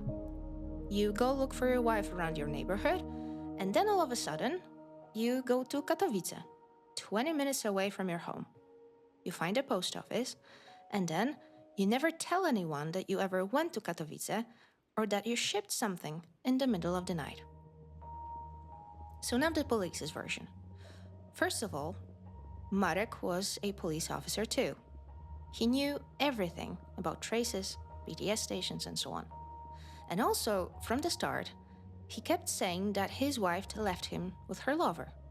When Mrs. Kaczynska was talking with the police in Czeladź for the first time, that was the station where Anna's case was reported by Marek, she heard that, according to them, Anna left with her lover and she went abroad to get a job, make some money, and then she would return after a few months. I would guess that the theory about going abroad wasn't the idea of the officers from Czeladź, but in my humble opinion, it was another hint dropped by Marek, just like the theory that Anna had an affair with her dance partner. Sending Anna's phone away was brilliant. It was really smart. It was supposed to make it look like Anna was traveling to Germany and eventually the phone would die and this would look as if Anna, changed her number and started a new life probably. However, Marek made 3 mistakes. First, as smart as he was, he didn't know how Polish mail works, which is particularly funny to me as a former postman's daughter. Marek didn't know that rule about international packages, that they're only sent on business days. Then, because the phone stayed in Katowice for the next 48 hours or so, and everyone was worried about Anna at that point and kept calling her, the phone died much sooner than Marek expected, so he didn't have a chance to log into any BTS station abroad. And the third mistake was about fingerprints. It was very weird that the envelope didn't have Marek's fingerprints on its outer surface, as if he was using gloves when putting the address on it and handing it in at the post office. It was 100% proven that it was his handwriting on the parcel, so he had to touch it somehow, which he explained that his wife left him the address, the sender and the recipient ones, both weird and fake, on a piece of paper, and he simply rewrote it on the envelope, without asking any questions as to who is Martin Landsberg or why his wife is sending this as Jarosław Dąbek. And remember, she reportedly kept asking Marek to send this parcel for days, so in theory, he did have a chance to ask her these questions. What's interesting, though, is that the police eventually found Marek's fingerprint on the envelope, or I should rather say, in it. The inner side of the envelope had Marek's fingerprint on it. His explanation? He said it could have been accidental. Envelopes were always sitting in a drawer where they kept plenty of other home stuff, so at some point he could just touch it, looking for something else. Of course he could. On the outside, which was perfectly clear from his fingerprints. But the inside? Besides, if envelopes were at home, accessible all the time, then why did Anna not address the envelope by herself, but put these fake addresses on a piece of paper, requesting her husband to address the envelope? And above all else, why would she want to send her own switched-on cell phone away days before she disappeared, when we all know that the night she went missing, she used that phone to talk with her mom? And then what? She put it in the envelope to have it sent away to Germany? About the phone itself, it was also clear, inside and outside. No fingerprints, no internal data, like text, phone calls lists, pictures, nothing, as if it was reset to the factory settings. It was determined by the police that the phone's memory was cleared after Anna left home, when Marek, besides Dominika, was the only person at home with access to this phone. The entire cell phone thing was a true breakthrough in the investigation, but also, it broke Anna's mom's heart. At that moment, when the police explained to her the steps that Marek took to make it look as if Anna left home out of her own free will, Mrs. Kaczynska realized a few things. That her son-in-law was not the person she thought he was. That he really might have hurt Anna, which she didn't want to believe for so long, ignoring red flags, like other women in Marek's life, and the fact he didn't want to look for her.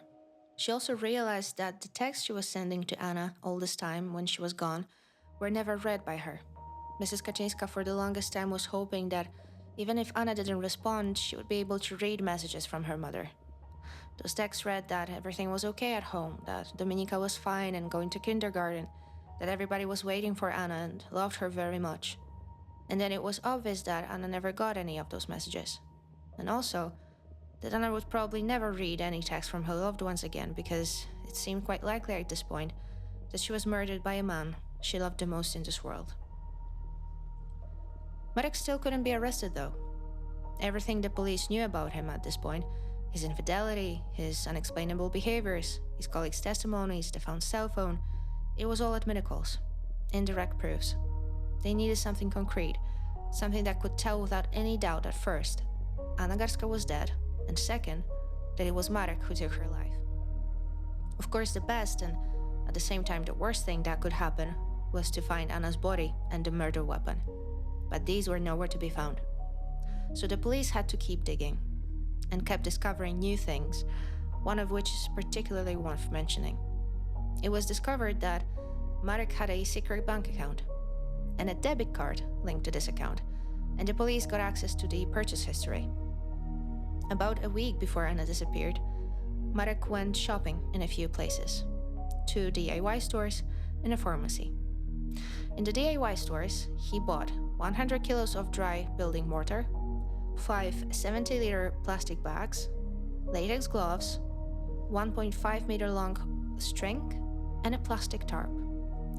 In the pharmacy, he got some sleeping pills. However, I couldn't find information on whether these were some over-the-counter ones that anyone can get or some stronger ones that you need to have a prescription for.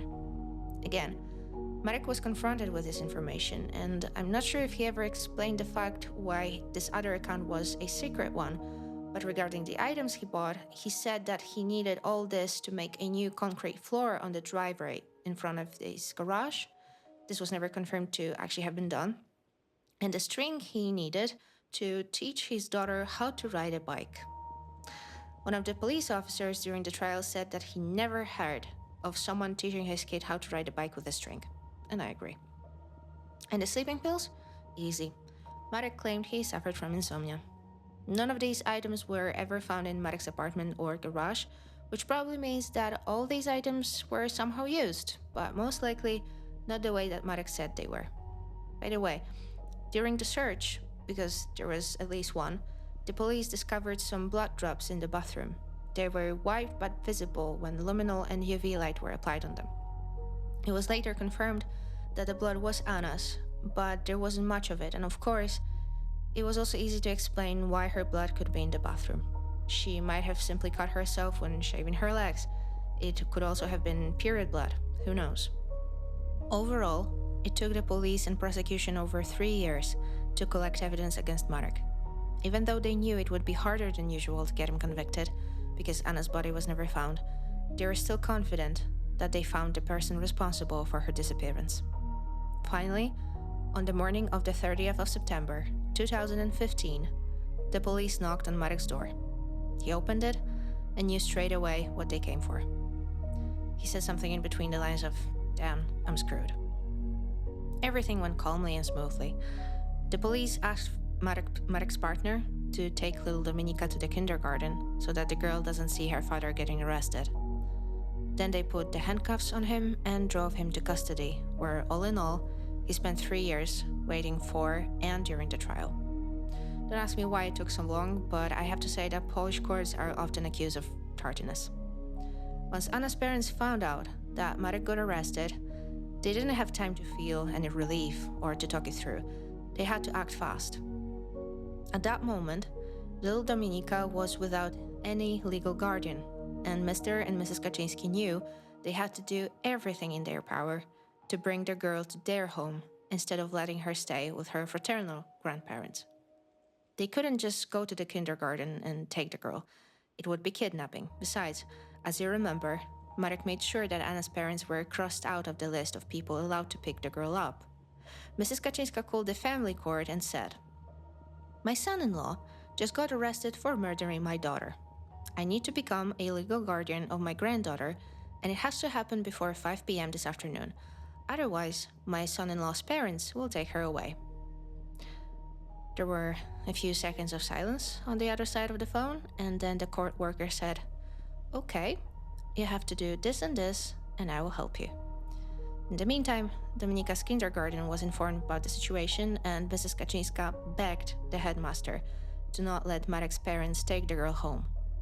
5 minutes before 5 p.m., when the kindergarten was closing, Mr. and Mrs. Kaczynski ran to the kindergarten, holding their printed court order, which made them Dominika's legal guardians for the time her father was in custody, and were able to take the girl home without issues. I mean, without issues, only technically. To Dominika, this whole situation was a true shock to the system. First, her mom disappeared from her life. She kept asking for her and nobody told her the truth. She was too small for that. Everyone kept telling her that mommy was away at work, but mommy wasn't coming back for years. Then the new mommy appeared in her life. That must have been confusing. Then the entire makeover of her bedroom happened, then a new kindergarten and new kids to play with. And after a while, life seemed to be getting stable, and then again, something awful happened. Dominika's father disappeared, and her grandparents, whom the girl hasn't seen for a long time, took her to their home, and she had to stay with them. This time it was different though. Dominika understood that she couldn't stay with her dad, but unlike with her mom, she got to see him from time to time. At the times when Dominika was seeing her paternal grandparents, they would secretly take the 6-year-old at the time to jail to see her father. Anna's parents were really angry about this because they were legal guardians of the girl and they would never allow this to happen. Jail is not a place for children, especially that small. Plus, Dominika didn't need more stress. She went through a lot in her short life, more than many adults would be able to handle. One day, to get her mind off of difficult things happening in her life, Anna's parents took Dominika to a school picnic. There were some competitions, face painting, candy, which seemed like fun, and the girl was enjoying herself. Then suddenly, something happened. The teachers came up with the idea of creating some sort of a first aid station to show little ones how to help someone in case of an emergency. A paramedic was there and wanted to show the kids how to properly perform CPR. He had a dummy lying in front of him on a mattress, and when he started some intense chest compressions, Dominika saw it and started screaming her lungs out in an absolute panic. Nobody understood what was happening, besides Dominika's grandparents, who immediately took the girl away from the scene to calm her down and comfort her. At that moment, they realized that what they were suspecting earlier, that it was very likely that Dominika saw what happened on the night her mom disappeared, at least partly, was true.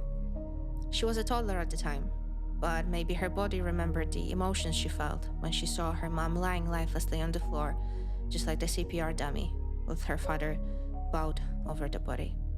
The prosecution thought the same. From the start, they thought that Dominika could have heard or seen something, and they were debating on having her questioned with a child psychologist present, but they gave up on that idea. They figured they had enough evidence to put Marek in jail without giving Dominika the additional stress of remembering what happened on the night of the 7th of July, 2012. Marek Garski's trial started on the 16th of October, 2016, over a year after he was arrested and over 4 years after Anna Garska disappeared. This trial, was covered by the national media. The biggest TV stations were present in court, and everybody wanted to hear something more from a former police officer charged with his wife's murder. I'm saying former because when Marek was arrested, he was suspended and then removed from the police force. All in all, he was charged with murder, subornation of perjury. I never used this term before. It means he tried to make someone give false testimony. Exceeding his powers as a police officer by giving access to the police database to the third party, and a misuse of his service pistol and handcuffs. Marek, of course, pleaded not guilty to all 4 charges. He agreed to present his version of the story and denied answering any of the prosecution's questions. He was still allowed to ask witnesses questions and make statements at any point of the trial. Marek hired 3 lawyers at once to represent him in court. Mrs. Kaczynska was sitting on the other side of the courtroom as an auxiliary prosecutor next to her lawyer and the public prosecutor. Everybody was ready to hear what Marek had to say about the charges and the night his wife disappeared. They heard nothing new though. According to Marek, the charges were based on insufficient evidence and one theory, that Anna was dead and that he was responsible for it, whereas there might be other explanations as to why she disappeared. Marek once again talked about the day his wife disappeared. He said that he and Anna had a fight over the plants that he didn't water. The fight escalated, and Anna ended up leaving the apartment in fury. Marek claimed that she would often be this emotional without a cause, and that was one of the many reasons why he wanted to divorce her. Actually, he wanted to divorce her much earlier, but she got pregnant, so he felt obliged to stay with her. But it was only out of duty or pity. Marek claimed that the crisis had been going on for a long time, and he openly said in court that he had an affair with one of his colleagues. Also, according to Marek, Anna knew about his divorce plans and she left out of spite, and that's why she stopped contacting anyone. She didn't want to let the divorce happen. About the phone, he said he had no idea what was in the envelope and that his wife asked him to send it that weekend. At the same time, he said he knew it was a phone, but a different one, that Anna's friends sold on eBay. To be honest, I completely don't get that part of his explanation. Then he continued to what happened after Anna left, that he was looking for her, then came back home and went out again after a few hours. He thought she might have gone to her sister, so he went to the railway station in Katowice to look for her. In the morning, he called his mother-in-law to ask about Anna. He also went to his parents to see if she wasn't there. And that one, why would she? Anna didn't have a great relationship with her in-laws. He also claimed that he tried to speed matters up with the police search for his missing wife. He kept telling his colleagues in Będzin that he was also the police officer, hoping this would help prioritize the case. That was pretty much all that Marek said in court, and the judge could proceed with hearing the witnesses. There are many of them, and it doesn't make sense to report every single testimony here, so I'll only talk about a few of them. First, the marriage's neighbor. She said that on the night when Anna Garska disappeared, she didn't hear any fight. But it would happen in the past that she heard their baby crying or their raised voices, so it's not like she was an elderly lady with hearing problems or walls were too thick to hear anything. Also, as the neighbor continued, she knew that Marek claimed that Anna left home with a suitcase. However, despite open windows, the neighbor didn't hear the noise of the suitcase's wheels on the pavement. She also mentioned that she was surprised when 2 weeks after Anna disappeared, Marek invited his friends from work for a little party on his terrace, and it sounded like they're having quite a good time. The next person to testify was Marek's new girlfriend, the one that Mrs. Kaczynski sarcastically congratulated on taking her daughter's place when she saw them together in the car by the kindergarten. Of course, the girlfriend was defending Marek, claiming he would never be able to even hurt a fly. He's loving and caring, never even abused her.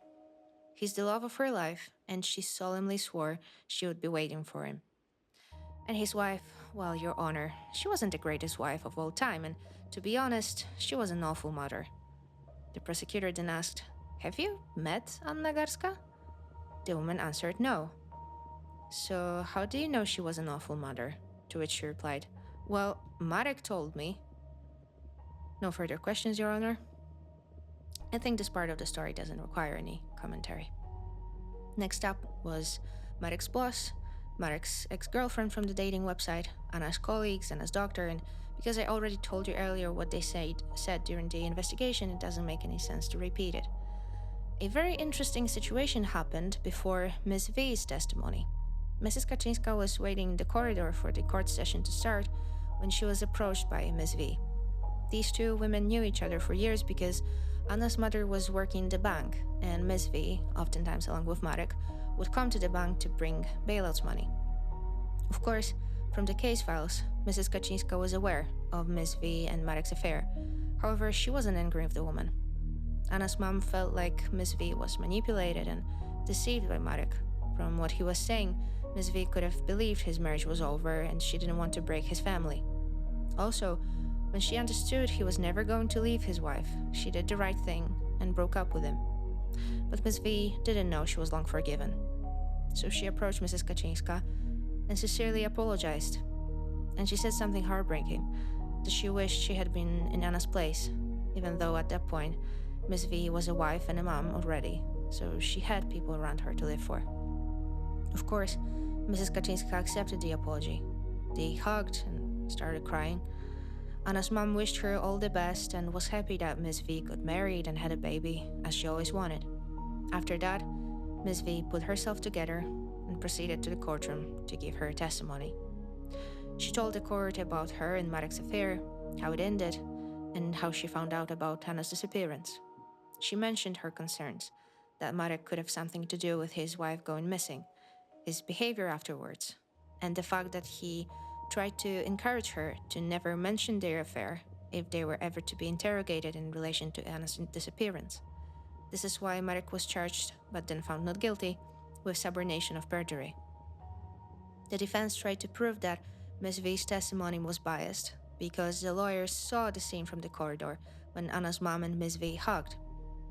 Marek's defendant also asked Ms. V if Marek was ever violent with her, to which the woman replied no, and then she was asked why in that case she suspected Marek of hurting his wife.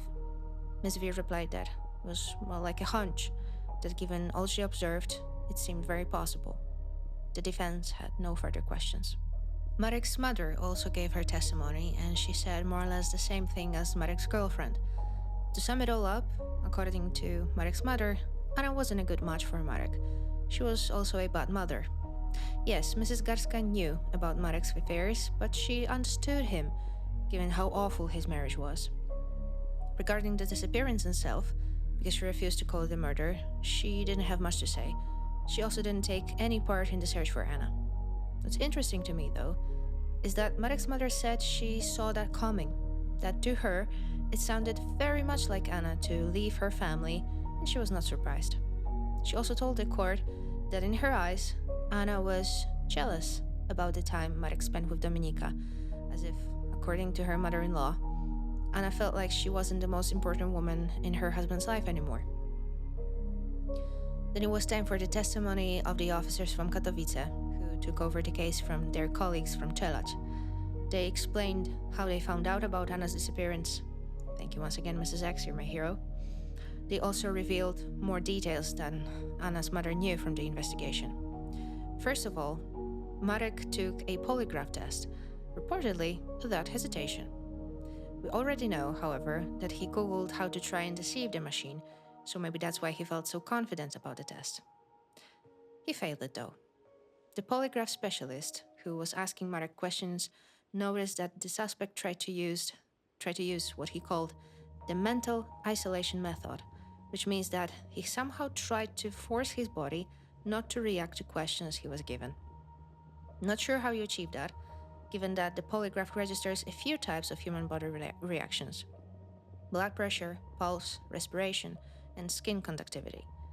Anyway, like I said, Marek failed the test. The police knew that it was crucial for the case to find missing Anna's body to prove that she was dead and how she was killed. So these questions on where the body was buried were very important during the test, and as it turned out, Marek reacted to a few locations in the Silesia region where he lived, especially around the town of Siewierz, forests around it, and trunk road number 86.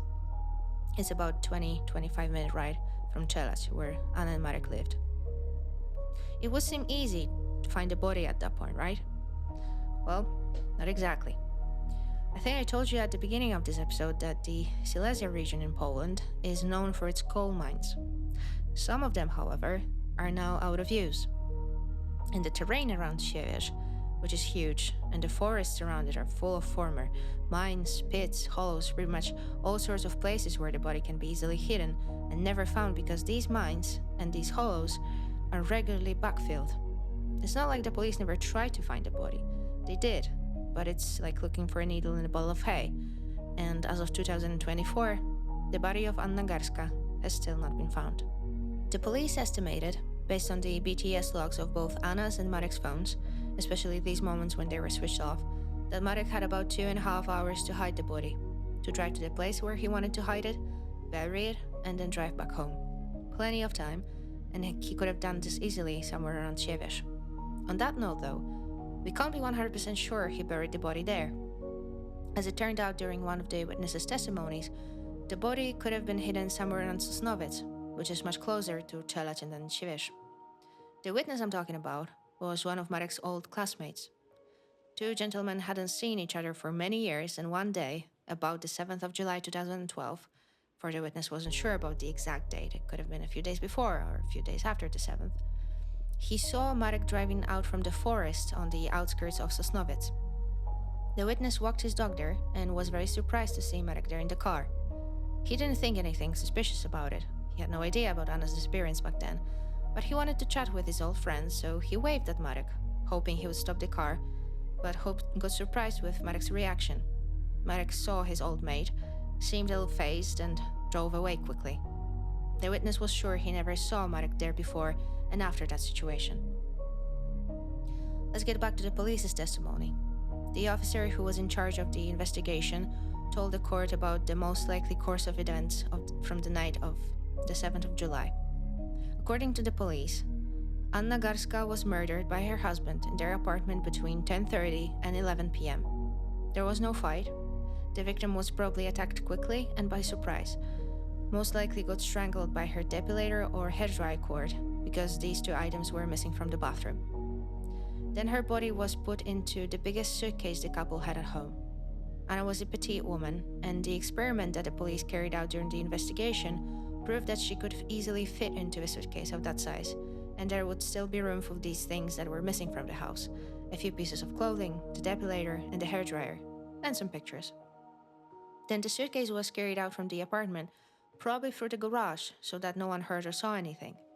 Because you have to know that Anna and Marek's apartment was quite unique. They pretty much never used the main entrance to the building, because their flat had its own private staircase straight to the garage.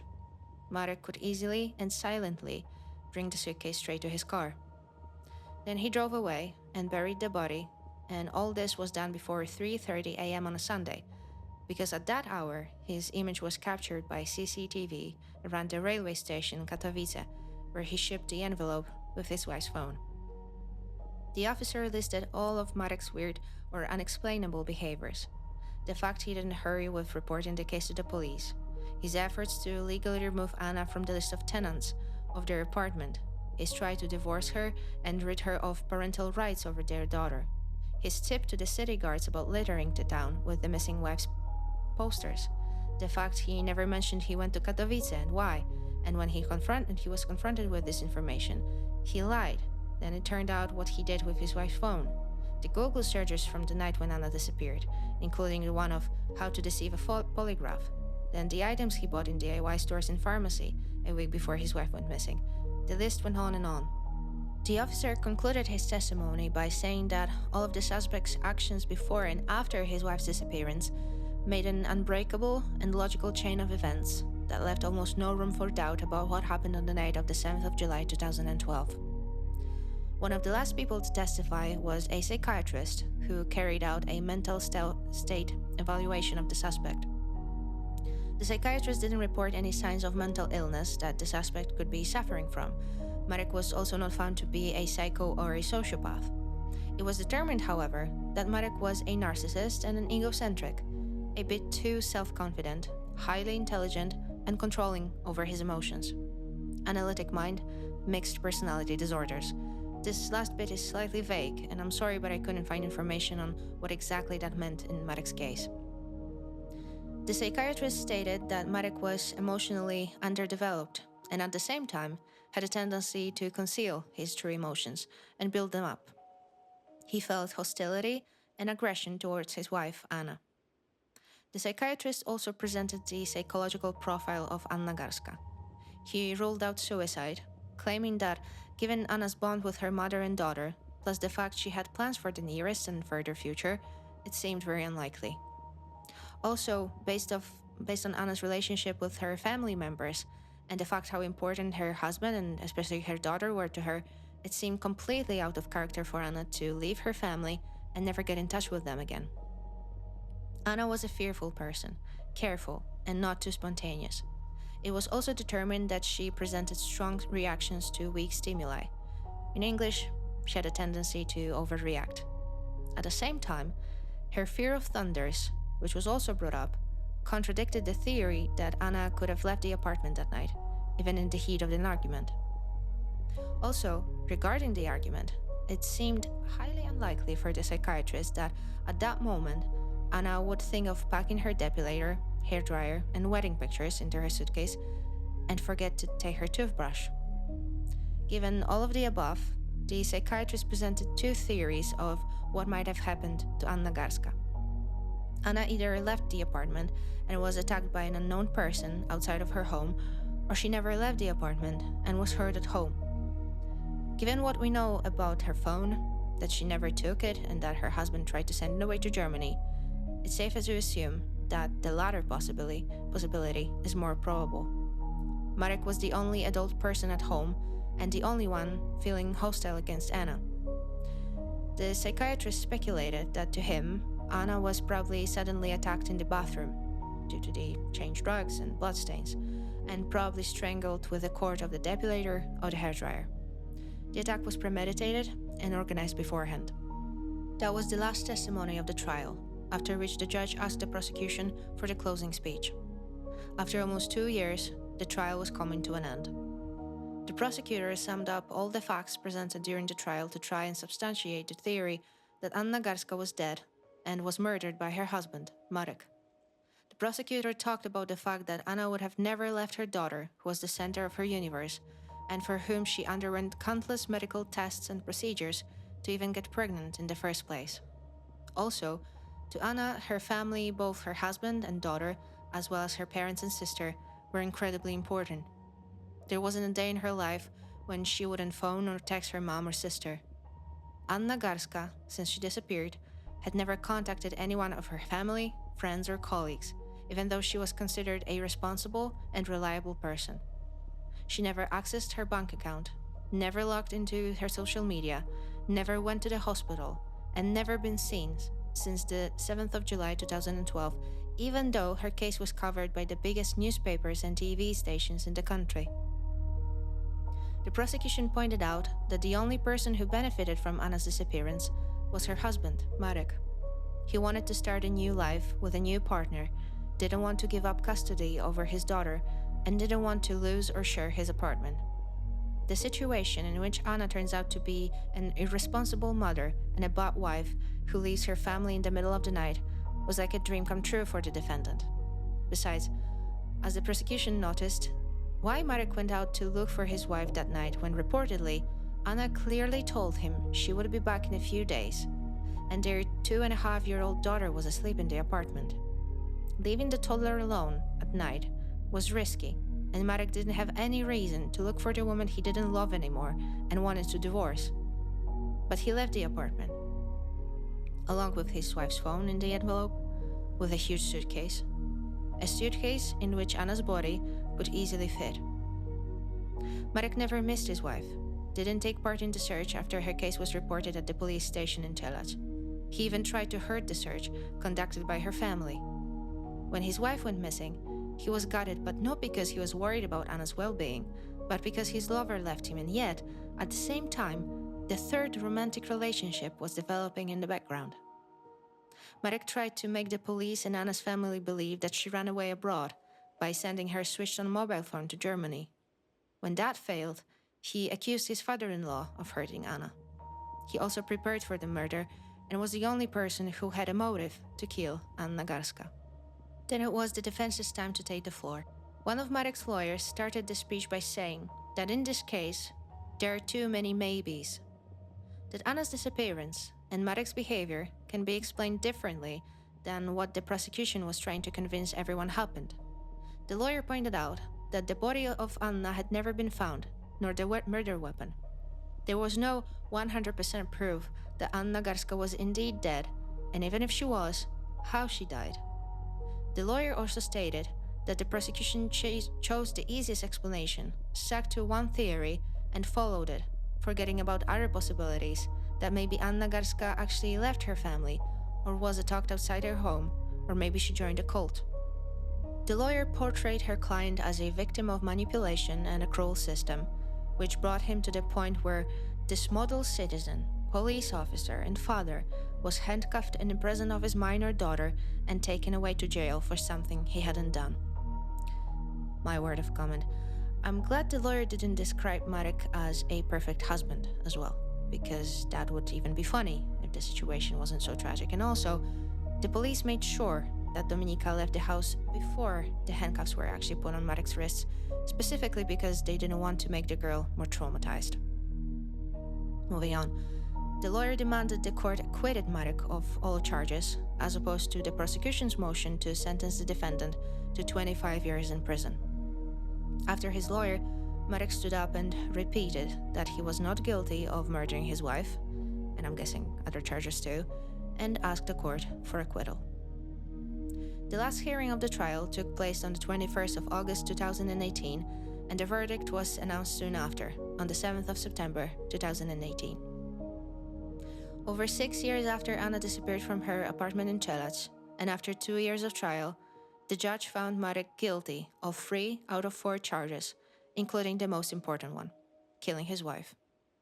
The judge had no doubt that the evidence presented by the prosecution, even though the body of Anna Garska was never found, made what we call in Polish criminal law an inextricable change of admittedness, which was enough to sentence Marek to 15 years in jail. The only charge that Marek was found not guilty of was subornation of perjury. Of course, the defense wasn't happy with the sentence. They wanted the court to find their client not guilty of all 4 charges. What's interesting to me, though, is that the prosecution wasn't satisfied with the sentence as well. Trials in which the prosecution doesn't have any hard evidence at its disposal, only admittedness, are incredibly tough. Courts are afraid of sentencing someone who potentially can be not guilty of the crime they're accused of, and therefore, the punishments in such cases are often lower than usual.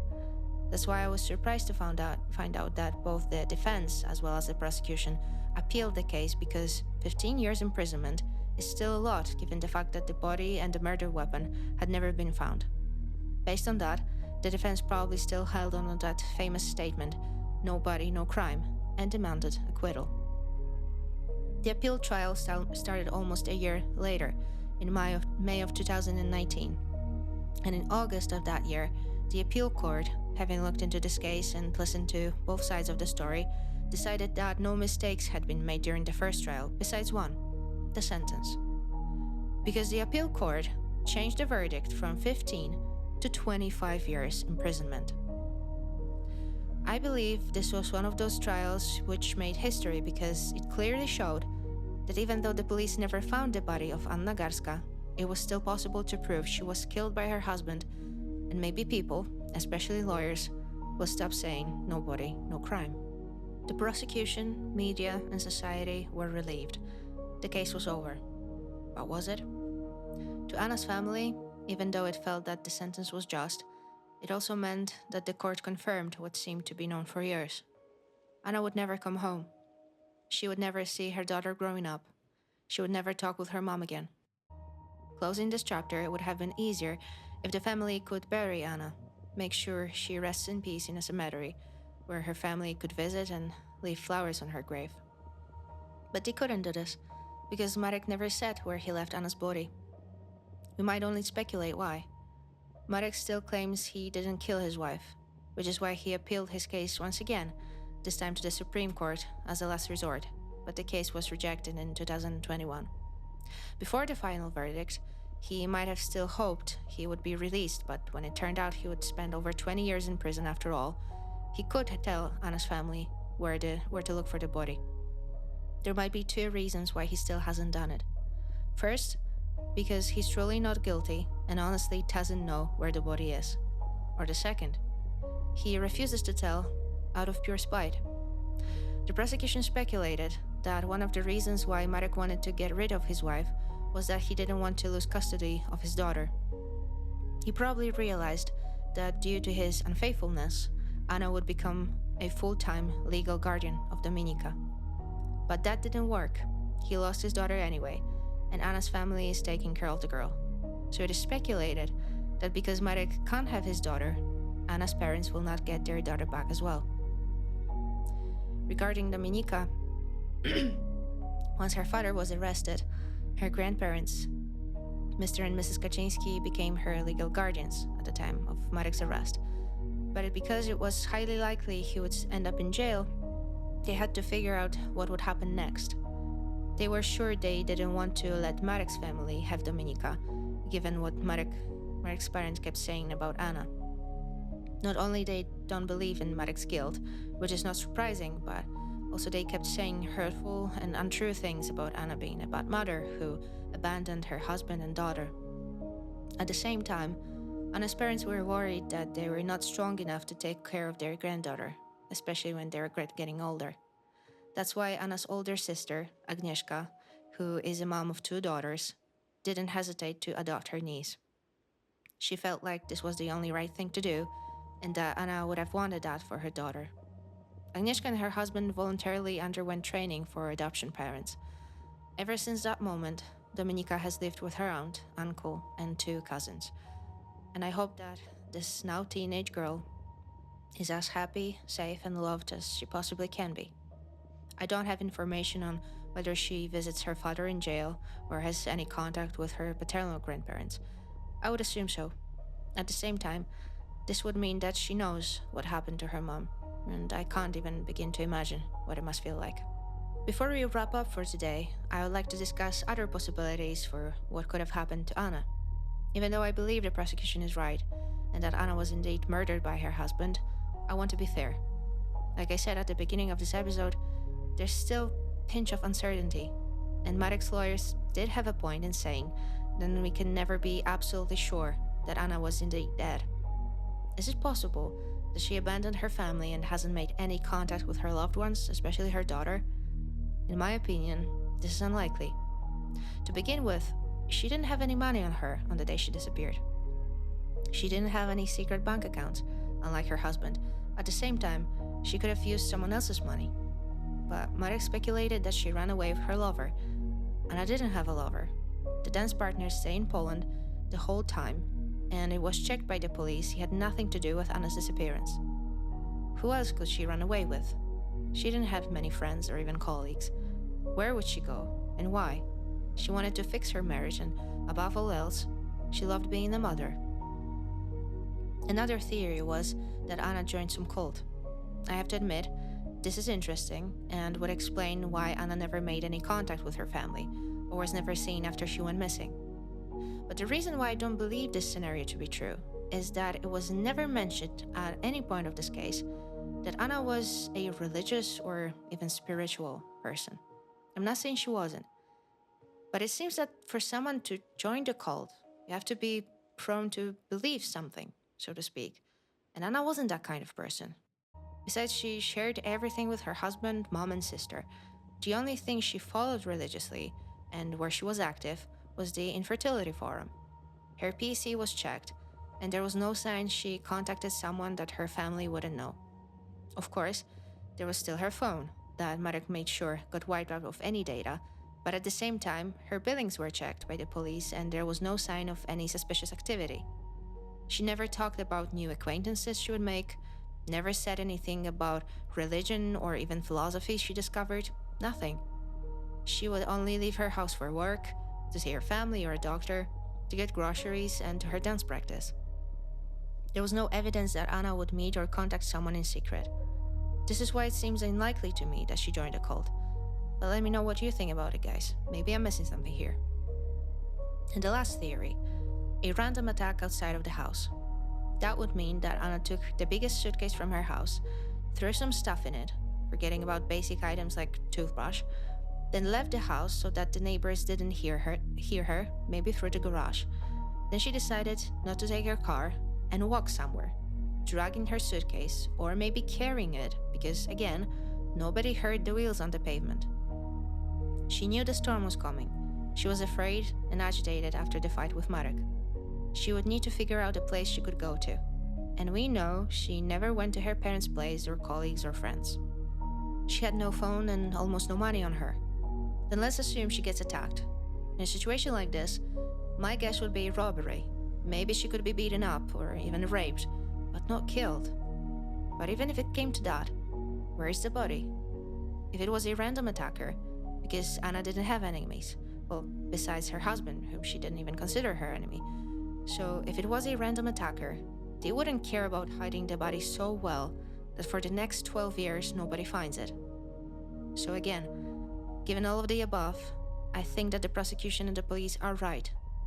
Anna was killed by her husband on the night of the 7th of July 2012 in her own apartment, where only her husband and daughter were present. It breaks my heart that Anna most likely lost her life in a place she loved, around the people she loved the most in this world, and where she felt safe. It also breaks my heart that Anna's family never got to find out, and maybe never will, where her body is, and they never had a chance to bury her with all the love and respect she deserves. I'm also very sorry about the fact that Dominika pretty much never got to know her own mom. Given what a strong bond Anna had with her mom, I believe if Anna lived today, she would be best friends with her daughter, whom she adored from the day she was born, or maybe even earlier, and whom she tried so hard to have and to raise. Ending this episode, I would like to express my utmost respect and admiration to Anna's parents and sister, that they never stopped fighting for the truth and justice, and every step of the way, they would always do the right thing. I also very much respect the police's work in solving this case. They didn't give up and did everything they could to find out what happened, even though this case pertained to one of them, a fellow police officer. That's it for today, folks. Thank you for listening to the longest episode on this channel so far. Please let me know what you think about this case in the comment section, and I hope we'll hear each other in the next episode.